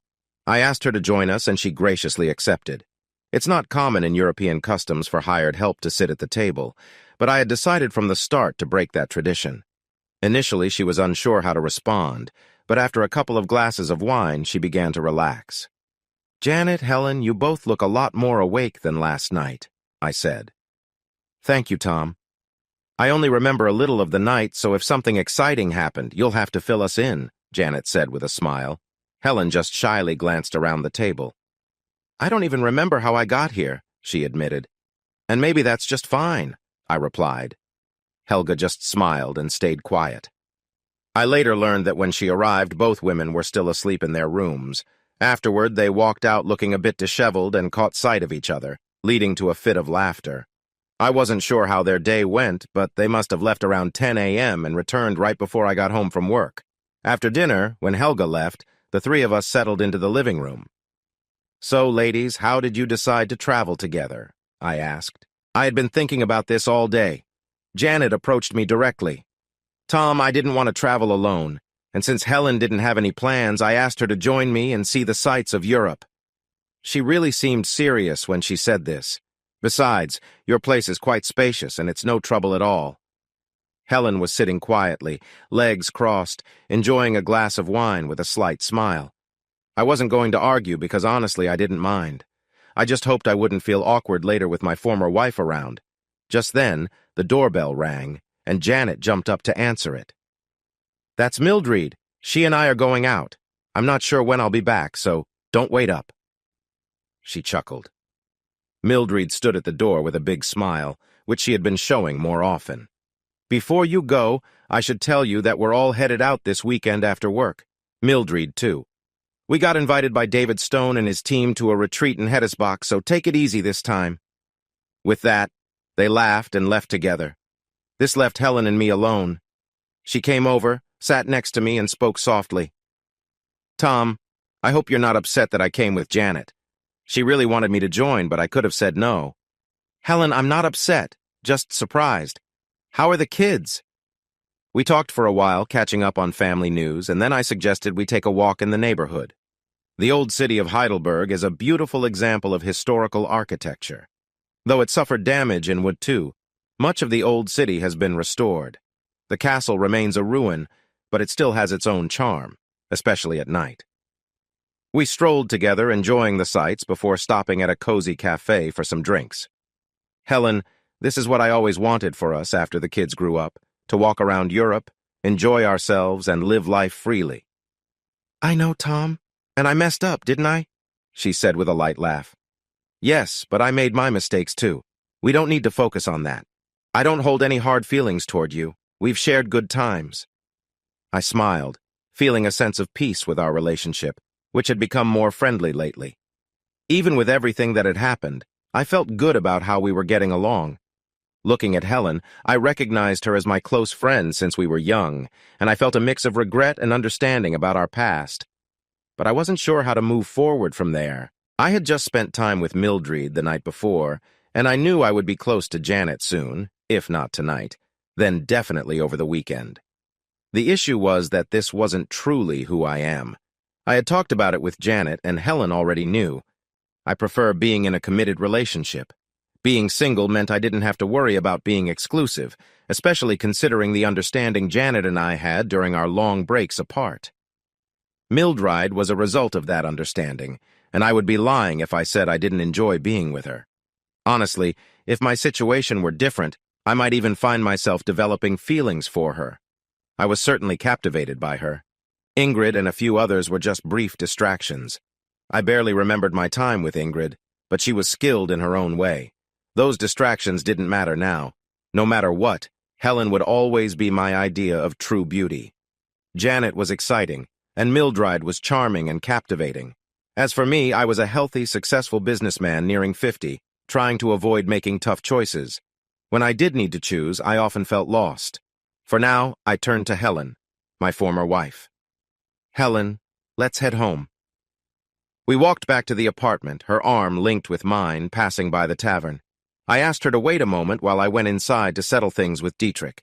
I handed him €100 and noticed Mildred and Janet chatting animatedly with a cheerful German couple and 3 men. I didn't catch her attention, but just as I turned to leave, I saw her wink at me with that playful smile again. That night, Helen slept beside me, but we didn't share an intimate moment. We just lay together, talking softly into the night. We were both tired, and it felt nice to simply be together without any pressure. I don't know when we fell asleep, but I woke up alone at 6 a.m. as usual. Later in the day, the 4 of us, Helen, Janet, Mildred, and I, drove to the retreat estate in Hedesbach, where we were welcomed warmly by David and his wife, Marilyn. Along with the Stones, we met Kira Wilson and Millicent Etheridge, 2 members of David's team who were working on their project. 3 more team members would arrive later. Millicent was a tall and stunning woman with beautiful golden hair, while Kira, a younger woman with dark hair and tattoos, had her own unique charm.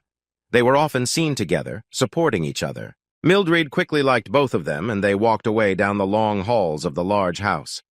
I introduced Helen to David and his wife, and along with Janet, the 3 ladies went in another direction, leaving David and me to chat. "3 women, Tom?" he chuckled. "I only started with 1, I replied with a wink.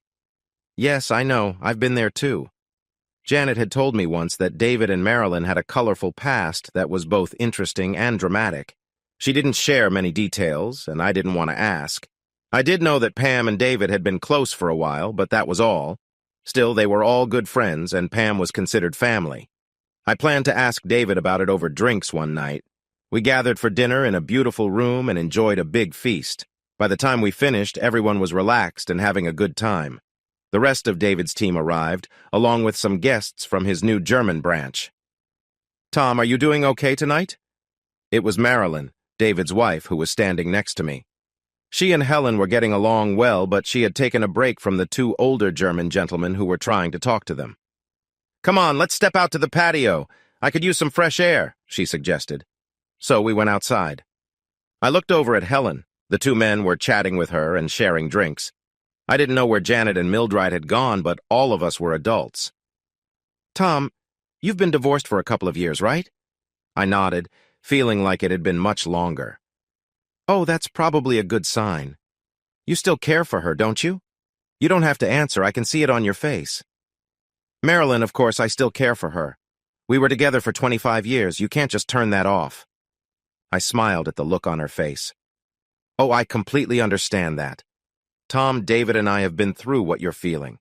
The divorce was tough, and even though I tried to end it, David found a way to hold on. It's hard to imagine, but my situation was quite complex." She wiped a tear from her eye, and I gently put my arm around her shoulder. "Marilyn, our stories aren't finished yet. Until they are, I never rule anything out. Just a few months ago, I thought my life was set with someone named Janet Carr. Now look at me with 3 women around. Life is quite the puzzle, isn't it?" We both laughed at the irony, and she told me to enjoy the moment while I could. I thought that was good advice. If it was good advice, I needed to remember it for both me and others. I walked around the party and saw Janet and Helen having fun with some German guys. They were friendly with each other, laughing and enjoying their drinks. Janet noticed me and politely excused herself to come over. "Are you feeling a little jealous, Tom?" she asked. "Does it show?" She chuckled softly. "Well, just a little. But I want to know, are you feeling this way for me or for Helen?" "Can it be both?" I replied. "Oh, that could be interesting. Since I'm feeling particularly cheerful tonight, are you planning to spend some time with me later? We haven't had a chance to catch up in weeks, and I could use some company." "I understand, Janet, but what about the guys? How will you let them down gently? And what about Helen? Is she feeling the same way?" "Oh, Tom," she said playfully, "Helen is only interested in you. She might enjoy their attention, but she wouldn't go any further. As long as she doesn't have too much to drink, that is.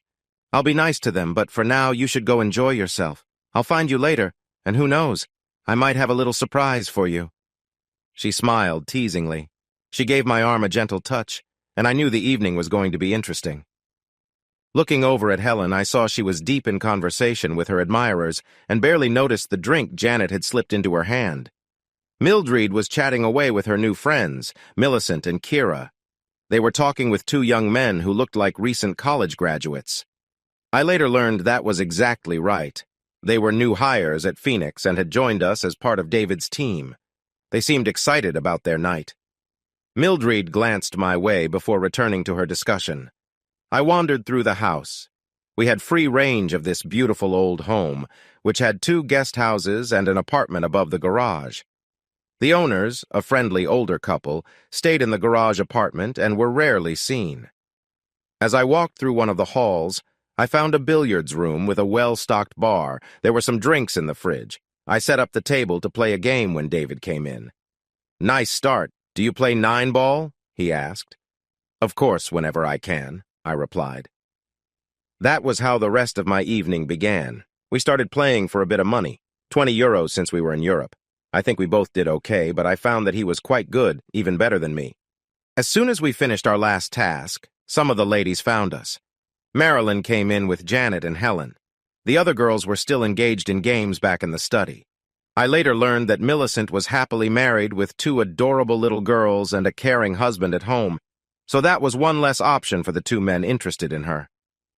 By midnight, the gathering broke up, and I excused myself to go to my room upstairs. After changing into something comfortable and taking a quick shower, I returned to my bedroom. The bright lights were replaced with soft candlelight on the side tables. Lying on my bed were 2 lovely ladies, each about the same size and obviously feeling relaxed, giggling together. They seemed cheerful and playful as we enjoyed each other's company late into the night. In the morning, I woke from a deep sleep to find Helen there, smiling. We exchanged looks, and she made me feel appreciated in a special way. Afterward, she settled in beside me as I drifted back to sleep. When I woke up again, I found the bed empty. The windows were open and sunlight poured in. I saw a familiar figure, her back to me, brushing her hair in the warm light. It was a view I had seen many times before. I started to say something, but she put her finger to her lips, signaling me to stop. "Don't say anything." "It just seemed right," she said softly. She then turned and walked to the closet, slipping on a light blue dress that was shorter than usual. Smiling, she headed out the door and down the hall. Later, I joined David and Marilyn for brunch on one of the patios. Janet, Helen, and Mildred had gone into the village for a big soccer tournament, leaving just the three of us and a couple of others who were still around. "Did you have a hard night, Tom?" Marilyn asked teasingly. "Part of it, yes," I replied, while David chuckled. "Well, there were certainly some happy faces here earlier," Marilyn added with a smile. "A gentleman never shares his secrets, my dear," David responded playfully. We enjoyed the brunch, and I took the friendly teasing in stride. Since the others would be gone for most of the day and possibly into the evening, the three of us decided to take a hike through the countryside using the many trails in the area. By the time we came back, it was dusk, and the others still hadn't returned. After a light dinner, David and I went back to the billiards room to continue our game from the night before. During a break, I started a new conversation. "So who has been trying to bring Helen and me back together? I think you might know something," I asked. He looked at me for a moment while sipping his favorite drink. "I believe it was all three of them, Marilyn, Pam, and Janet. From what I hear, Janet went to Pam for advice, as she usually does, and Marilyn was there too. The three of them talked, and you know how they can get carried away. They really think you still care about your wife or ex-wife and believe it's a good idea for them to help you two see what happens next." He chuckled at that. I told Marilyn to stay out of it, but it was like I was speaking to the stars. She didn't listen, and reminded me how Pam helped my own marriage. I couldn't argue that point, but asked her to keep me out of it. Still, I have enjoyed watching what's happened. My usually calm host laughed at this. "David, I figured something was up when Janet asked me to take Helen out a couple of times. The funny part is Janet and I have a great friendship. We're not going to marry, but we do enjoy each other. With both of them here, things have gotten quite complicated, and then there's Mildred, too." She adds another layer to the mix. "Tom, it's really simple. Janet is a lot like her cousin Pam. Whatever drew her to Helen might be what Pam saw in Marilyn. She's handling her own version of this complex situation. I hadn't acted on things with Marilyn yet, but I've been living my life, even though we both cared for each other deeply. I told Marilyn that you're different. You've already divorced, which changes everything." What David said made sense. Being divorced and living life on my own terms had indeed changed things. I still had feelings for Helen, but I also valued my current relationship. Over the last couple of months, my relationship with Janet had shifted. I realized I needed to talk to both of them to figure out what we were doing. "David, I'm going to enjoy my life, and right now, that seems to involve 3 different women. If I end up with one of them or none at all, I'll deal with that later. For now, let's play." That's exactly what we did, and later Mildred joined us along with Marilyn. The others had stayed nearby and visited one of the local places. We ended up playing doubles and breaking even on our €20 games. After we finished and settled down, Mildred and I stepped out onto a porch. We were both relaxed on a comfortable chair, enjoying the cool air. "Mildred, you've never explained why you haven't settled down with a husband and kids and everything that comes with that." She glanced at me with a small smile. "Well, I have never met the right man for that. It's not that I didn't try. I stopped a few years ago. It wasn't hard to find men. The problem was that many of them were already committed. A long time ago, there was a man I might have married, but after a big disagreement, we ended our relationship. We were both young and stubborn. About 6 months later, I found out he was engaged to someone else. I confronted him, asking why he didn't try to fix things with us. He asked me the same question, and I had no good answer. So, he married her, and I felt a sense of loss for a long time. Now he has 3 beautiful children, but she divorced him a couple of years ago. Do you still have feelings for him?" "Tom, not in the same way. That's the thing about healing. The past feelings change, and what's left isn't the same. I think you know what I mean after your divorce. Do you still feel for her like you did before?" It was a tough question, but a fair one. I didn't know how to answer, so I stayed quiet. "Why did you stop looking for someone a few years ago?" She chuckled, knowing I was avoiding her question. "It's funny, really. I had a moment of clarity and discovered I enjoyed being single. I can come and go as I please. If I want a relationship for a while, I can have it. I can travel, eat out, play, and work hard without having to check with someone else's plans. That freedom feels good, so I decided to keep living this way until I find the right man. She was absent-mindedly touching my leg, but it felt like a friendly bond, so I let her continue. Do you still care for her like before your divorce? She wasn't letting me off easy. Mildred, honestly, I don't know. I was really upset with her for a long time, but that faded and now we're friends again. If I had to say, I'd say it's different now. We've both changed, but I do care for her and I always will. Will you always want to be with her? Maybe. I smiled. She moved a little closer, and after a while she invited me to her room. Janet and Helen had not come back yet, and I wanted to avoid any interruptions later. When I was with Mildred, everything felt warm and smooth. We were both excited, enjoying the soft light from 2 candles on the side table. She playfully bit my lip as I moved closer. I could feel her enthusiasm rise with each movement, and she was very expressive in her joy, which came with great intensity. It was a special moment, and I didn't think about anyone else. I was completely focused on this lovely woman beside me, feeling a strong connection. Her alarm went off at 5 a.m., and she quickly got up ready to start the day. My usual wake-up time was later, so I just groaned at her energy. "Come on, Tom.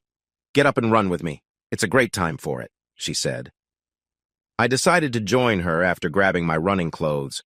We ran 7 kilometers around the village and some back roads before heading back to the retreat. As we returned, we saw Janet and Helen arriving home, looking tired and like they had been out all night. "Maybe I should have gone with them," Mildred said. I hugged her closer. "No, we're all adults. You don't need to watch over anyone. We enjoyed our time, didn't we?" I tried to keep calm on the outside, but inside I was unsure. Could I really have all 3 of them? I pushed those thoughts aside for now. When we got back to her room, we shared a gentle moment before getting ready for the day and meeting others for breakfast. When I returned, Janet and Helen had fallen asleep together in my big bed. I didn't want to wake them, so I decided to go for a ride and invited Millicent and Kira to join me. Millicent wasn't feeling great, but Kira was eager to come along. We drove through some scenic back roads for 3 hours, stopping at different spots to take pictures and stretch. Finally, we parked outside a tavern and enjoyed a couple of drinks. Kira was quite an interesting young woman. She opened up a lot during our time together, and I learned about her close friendship with Millicent. They started working together, and she shared stories about Millicent's children and even mentioned how Millicent was married twice to the same man. She talked about her mother, expressing pride in how her mom managed to turn her life around and found a wonderful partner after struggling with her first marriage. I liked this young lady and saw a lot of potential in her. I understood why David relied on her so much at work. Although she was in her mid-20s, she had an air of maturity that made her seem older. "So how do you manage having 3 women in your life? I would think you'd be really tired all the time." She smiled while saying it. "I'd be just as tired with 1 as with 3, I answered, trying to keep the conversation light. "Oh, then you must be really good at it," Kira said with a serious look. I wasn't sure how to respond, so I just laughed. I was just an average guy in good shape, not particularly special in that area, but I liked to be adventurous. Helen and Janet were fun, and Mildred offered a sense of freedom. Kira, I'm just a romantic at heart, I guess. "Yeah, right," she joked, lightly punching my arm. "So you didn't have a special night last night?" I asked, half joking. She looked at me and stuck her tongue out playfully before laughing, which felt a bit guilty. "You did, didn't you?" I noticed she was actually blushing and shifting in her seat, like a teenager caught doing something sneaky. With a sly grin, she took the rest of her drink and downed it. We stayed a while longer, enjoying each other's company before heading back. Later that afternoon, Helen, Janet, Mildred, and I said our goodbyes and drove back to Heidelberg. It was a short, pleasant ride, with all the ladies in good spirits. Janet and Helen sat in the back, continuing their cheerful chatter while Mildred tested them on drinks and games from the front seat. I was surprised by how much Helen knew, especially about some of the more playful games. We returned home quickly, and after helping Mildred with her luggage, Janet, Helen, and I went to my apartment. After dinner, I patted the seats beside me and wrapped my arms around both of them. "Okay, tell me what's happening. I said. They exchanged glances and laughed, as if my question was silly. Helen spoke first. Janet is going to spend some special time with you while I enjoy a cozy sleep in my comfy bed, she said, pointing toward her room. Janet chimed in, and after that, we'll rest, and in the morning, you'll head off to work. Helen and I are planning an adventure tomorrow, and we'll be away for a few days. I hope that's all right with you. Mildred can keep you company while we're away. Is that all right? I must have looked quite confused. Don't worry about it. We know about Mildred. She told us. Actually, she asked if we were okay with it, and of course we are. You should know that, Janet said. Helen added, Tom, all I want is for you to be happy and be yourself. Everything will work out, whether it's later or when we all get back home. With that, Helen leaned over and gave me a gentle gesture of affection before she headed to her room. Janet settled into my lap, wrapping her arms around my neck and shoulders. Finally, we're alone. It's about time. We cuddled on the couch for a while before I took her hand and led her into my room.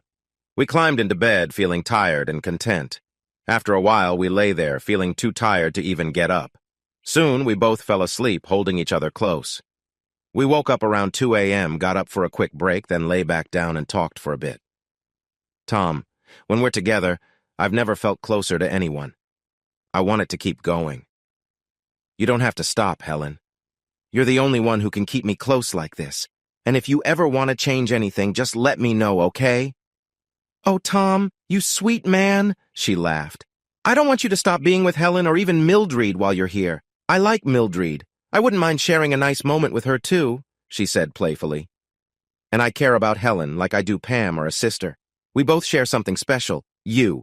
But do you know why I want you to be with her? It's because when you are together, it's beautiful. I know she told me about it.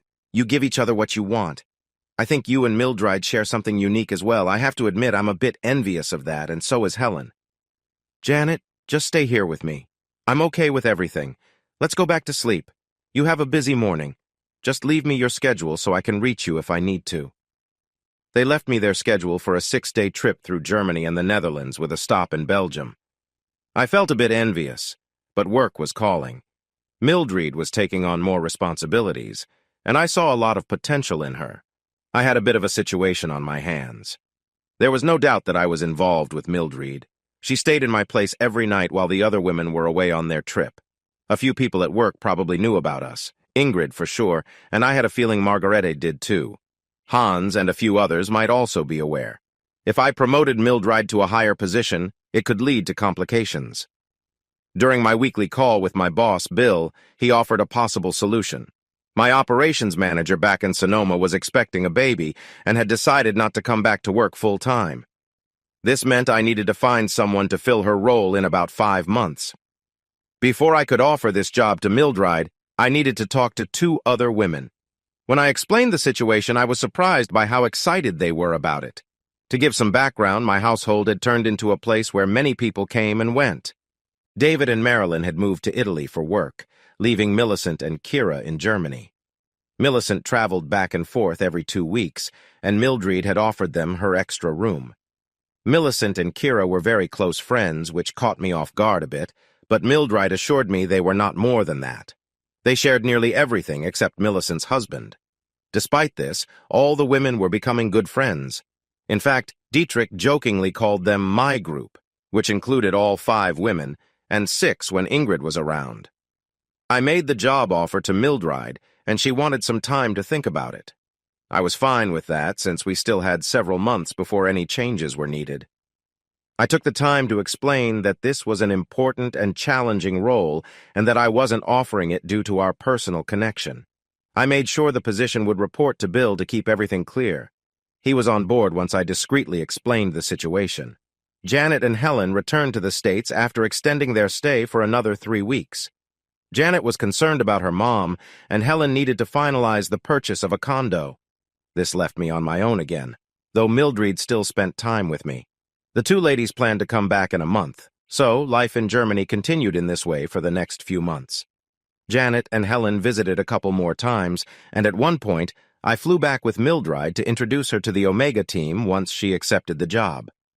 Around that time, Mildred and I had a serious talk about our relationship. I realized we couldn't keep things as they were and still have a healthy working relationship, especially back in the States. The only way that could work would be if we married, and neither of us wanted to go down that road. Human nature took care of our relationship situation. Mildred met a man during her training in Sonoma, and they began to spend time together. She shared her feelings with me from the start, and not long after, we had a heartfelt goodbye. It was touching and special. On one of our trips, we went to an Italian villa for a wonderful weekend together and returned to Germany as close friends, keeping that experience private. The man in her life knew about our friendship when their relationship began, but he didn't need to know the details of how we moved on to being just friends. Eventually, my time in Germany came to an end. I asked Margaret to take over at the office after a long evening of enjoying Riesling and discussing work matters. I figured if things didn't go well, I could find someone else.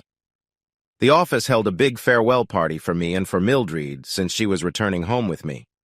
By the time I left, I had set up the Heidelberg office to reflect how we operated in our Sonoma office, and everyone seemed happy with the changes. We arrived late in the evening and were greeted by Mildred's new friend, a pleasant guy who managed a local winery. We said our goodbyes, and Mildred and her friend went one way while I headed to my condo. I had asked Anne to clean the place up, and she did an even better job by stocking it with fresh groceries and plenty of my favorite imported German beer. I had grown fond of it. It took a few days to get back into a routine, but one of the first things I wanted to do was take a short trip to relax. Janet knew I was back, but we hadn't seen each other yet. With that in mind, I walked over to her condo. I wasn't expecting another man to answer the door. When it opened, I caught a quick glimpse of Janet in her living room, and our eyes met in surprise. Even though I didn't have a claim on her, I felt a twinge of envy. I was back, and being reunited should have changed things, but I realized I wasn't the same person I used to be, and I shouldn't expect certainty from Janet. I decided to take the simpler route. I said I would talk to her later, excused myself, and took the keys to my Porsche. It was the middle of the afternoon, so I headed toward San Rafael and called Anne, hoping she and Jason would like to join me for dinner. She mentioned they already had plans with her mom. I awkwardly started to back out of the conversation, but she insisted, "Dad, we're going to Yet Wah, and you should come too." It was just the three of us, but now it will be 4. Besides, we haven't seen you much this past year, and we need to catch up. I almost said no, but she's my daughter, and she usually gets her way. I was also a bit happy that Helen was coming. This would be the first time our whole family sat down together in over 3 years. Plus, the Chinese restaurant we were going to is really good, and I didn't want to miss it, or so I told myself. Janet called me before I reached San Rafael, and I made sure everything was okay between us. We were still good, but I felt like I was searching for something, even if I wasn't sure what it was. After a nice drive, I arrived at Anne's place, and we talked about the business. I had wanted to chat with them for a while. Softtech was growing quickly, but some companies in biotech were holding back and waiting for new regulations from the FDA. Biotech was very important for our company, and I worried we were too focused on it. I wanted to move into general manufacturing and make a stronger presence in the tech sector nearby. Jason came over later at Anne's request, and we had an informal meeting. The kids knew a lot about biotech. They understood what customers needed from the equipment and software they provided. Breaking into other business areas felt a bit uncomfortable, but I needed to encourage them to be more adventurous. Listen, we've been at this for 3 years. Our products are well regarded and we need to keep pushing forward. To grow, we can either develop new products or expand our market reach with what we have. I think we can do both. Anne, we need to be bolder in our markets, and Jason, it's time to get back into product development. That means you'll need someone to manage production. Just my thoughts. You both know best how to run things. They looked at me as if I was nudging them to take a leap. Maybe I was. They had become comfortable watching things unfold and didn't see the challenges ahead. It was time for them to start moving. They didn't realize it at the moment, but later they agreed, and Softtech hired a new production manager and secured several new contracts for upgrading light manufacturing operations along the West Coast. After we finished talking, we headed to dinner and met Helen at the restaurant. She didn't know I was coming, which surprised both of us. She was with another man when we arrived, and he wasn't the real estate guy. If I felt a twinge of jealousy earlier when I saw Janet, it was stronger now. Helen wore a lovely yellow dress that looked fantastic on her. Her hair looked nice, and she wore a scent I used to like. They sat at the table we were about to join. Helen had a worried look on her face, and I knew mine showed my sadness, even though I tried to hide it. She could always see how I really felt. I leaned in and whispered to Anne, "Did you know she was supposed to meet someone?" Anne shook her head just a little. Helen introduced everyone, and it was a bit awkward. The man was someone who lived in her condo building. I caught Helen's eye and felt the hurt in mine. I knew I needed to do something. I spoke softly to everyone. "Hey, I think I'll step outside for a bit. I shouldn't have said yes on such short notice, and it's not right for me to interrupt." I looked at Anne and Jason and told them I would call later. I wanted to be polite while also leaving this uncomfortable situation. They didn't want me to go, but I could see Anne understood. As I left, she mouthed, "I'm sorry. I love you." The problem was, I had come with Jason and Anne, and now I stood outside the restaurant wondering what to do next. I lingered there for several minutes. "Can we go for a walk?" Anne asked. She looked up at me with tears in her eyes and took my arm. We walked along the sidewalk. "Anne, no need to cry." "I can handle this," I said, trying to reassure her. She held on to me tighter. "She cares about you so much. She's feeling a mix of emotions right now, and he doesn't know how to help. Jason is trying to keep things calm, but you need to talk to her. She didn't expect you to be here. Please, just talk to her." Anne, she looked dressed up to impress someone, not to have dinner with family. I was the one who helped her pick that dress. I wanted to see her in it, she insisted. I looked at my daughter and believed her. "Okay," I replied. We turned around and walked back to the restaurant. I sat on a bench near the entrance, waiting. Soon the man approached me. "Mr. Davis, I'm sorry for the confusion tonight. I wouldn't have joined Helen if I had known how she felt or that you would be here. It was just dinner. Please accept my apology." He extended his hand, and I shook it. "It's all right. I might have done the same if the roles were reversed," I said. After he left, I stayed on the bench. Helen came over and sat beside me. She looked directly into my eyes. "Tom, when are you going to come back to me? When will you say I'm yours again? We both know you will at some point. I just need to know when. Am I asking too much?"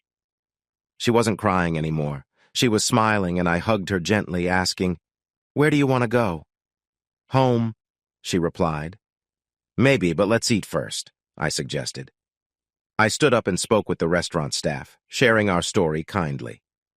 They agreed to move us to a quieter spot, and we enjoyed a lovely meal together as a family for the first time in over 3 years. Before we left, I made sure to give a nice tip to the waiter and the manager for their kindness. When we arrived at Anne's, I explained to Anne and Jason what I was doing, and we said our goodbyes. I drove toward Helen's home, following her directions. Once we got to her place, I turned her gently and helped her out of her dress. We shared a moment on her new couch. That night, I felt a strong desire for closeness. We connected in a way that felt meaningful, and when we were finished, I knew I had shared an intense experience with Helen, someone who had once left me. As we settled down to sleep, she rested her hand on my chest, with her leg draped over mine. The next morning, I got up and made her breakfast. After we ate, I told her we were going on a trip, a little vacation before I returned to my busy job back in the States. We packed her 2 bags into the car and headed toward Sonoma. Once we arrived, I carried both bags inside and told her to take only one for now. If we needed anything else, we would buy it. I did the same, getting only what I needed. Helen seemed a bit tired from our previous night together. I wanted to make sure she felt cherished. For some reason, that was important to me, and I felt satisfied with how things went. From then on, when we were together, it felt like we were exploring a deeper connection every time and often. We drove along the coast, stopping whenever we liked, and spent the night in Eureka.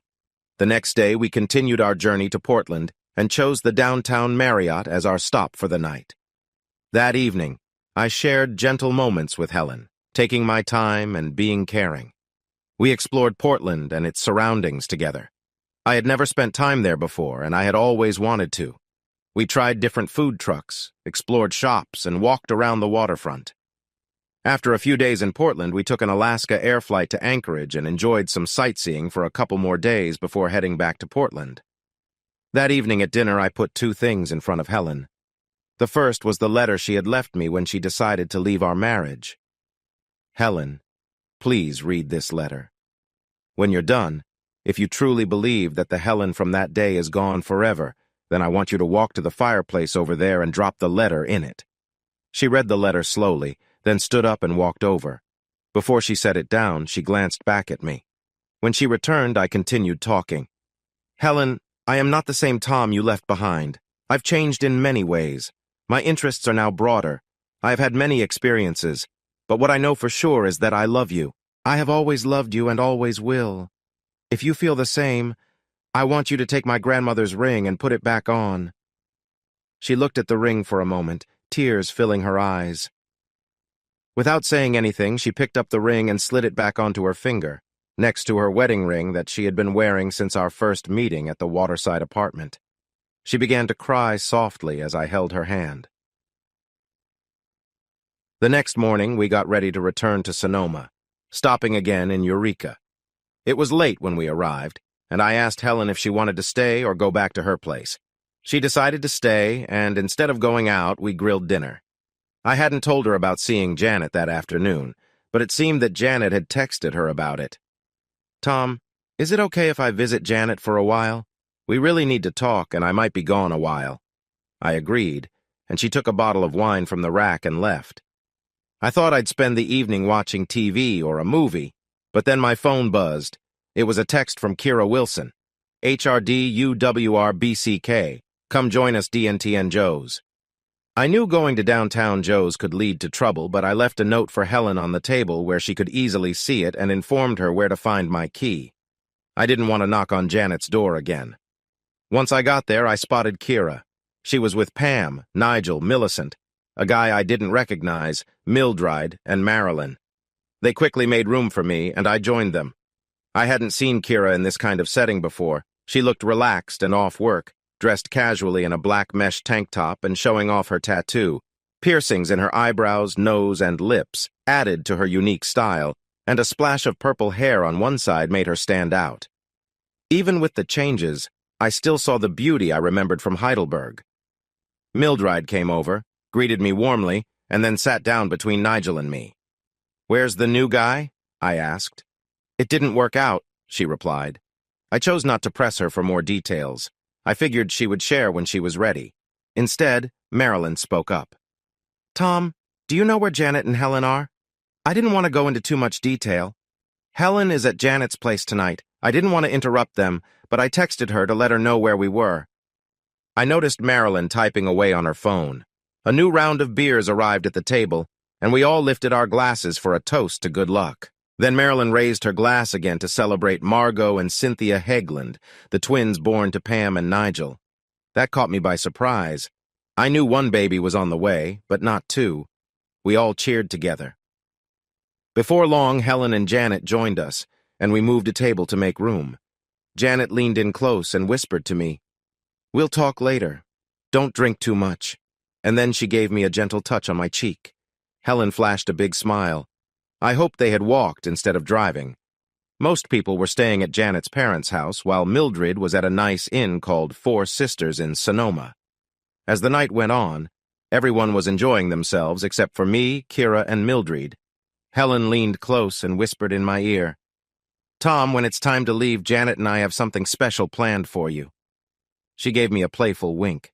I glanced at Mildred, who wore a grin that hinted at mischief. When we finally left, I had Helen and Janet on my arms, and Helen pulled Mildred along too. It felt like a repeat of that night in Heidelberg a few months back. We stepped into my condo, and Helen playfully pushed me onto the couch, sitting close while the others watched with interest. "Tom," she said playfully, "you and I are a pair, and tonight is going to be fun if we all agree. Trust me, I'm all in." I didn't have much to say, so I simply nodded. Helen pointed to Janet and Mildred, and both stood on either side of me with Helen in the middle. Suddenly, music started playing, and the three of them began to dance joyfully, enjoying the moment together.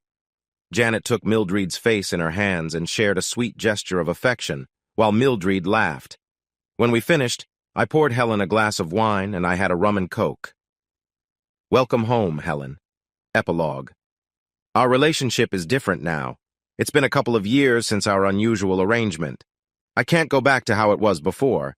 Helen and I haven't remarried, but she lives with me in my condo, which we plan to replace with a new house in the countryside. Janet has found someone special, but they are not exclusive yet. After a good discussion among the three of us, we've decided to stay close, good friends. I never asked about their wild night in Hedesbach. Some things are best left to our imaginations. Mildred is still a big part of our lives. She had my son 9 months after that night, naming him Thomas Will Davis. She sometimes shares our bed when Helen allows it, which is often. Thomas lives with Mildred, but when our new country house is finished, I plan to invite her to live with us in the main house or the cottage I'm building on the property. I've also set up a trust for Thomas, and despite her objections, I created a fund for Mildred so she will always be financially secure. Helen has fallen in love with Thomas and dotes on him, picking him up every time he cries. Following German tradition, Mildred wants him to call me Papa, and he will call Helen Nana. We hope this will clear up any confusion in the future. When he's older, we'll explain our unique family. Jason and Anne continue to grow their business, and both have started new relationships. Anne and I talked about her mother's views on marriage and trust. I think seeing us together, even in our unusual way, has helped her regain some of her trust. She has met a nice young man whom I know is serious about her. Jason has met a wonderful young lady named Julie, and told me he plans to propose soon, but he needs to speak with her parents first. I imagine David and Marilyn will have a long discussion with him about their hopes for their daughter. Omega is expanding, and with Bill retiring next year, the board has already chosen me as the next chairman along with my current CEO role. I might need to adjust Mildred's work situation then, but I'll handle that when it comes. Margaret is doing well in Heidelberg, and Ingrid has settled down and married an auto mechanic. Softtech continues to grow and move into new markets, and the kids are learning how to navigate the competitive world of business. Does this prepare them for challenges in their personal lives? I believe it does. This doesn't mean that Anne would never be unfaithful to her future husband, or that Julie might not be drawn to someone else if she and Jason ever got together. It simply means they could be more aware of outside influences on their relationships, and if I have helped them with that, then I feel content. So, am I still the loyal Tom I used to be before life got hectic and careless in our marriage? Honestly, no. But I still believe that if I had taken better care of my marriage and communicated more openly with Helen, we might still find joy in our time together, and that wouldn't have been so bad at all. Thanks for watching, and we'll see you in the next wonderful story.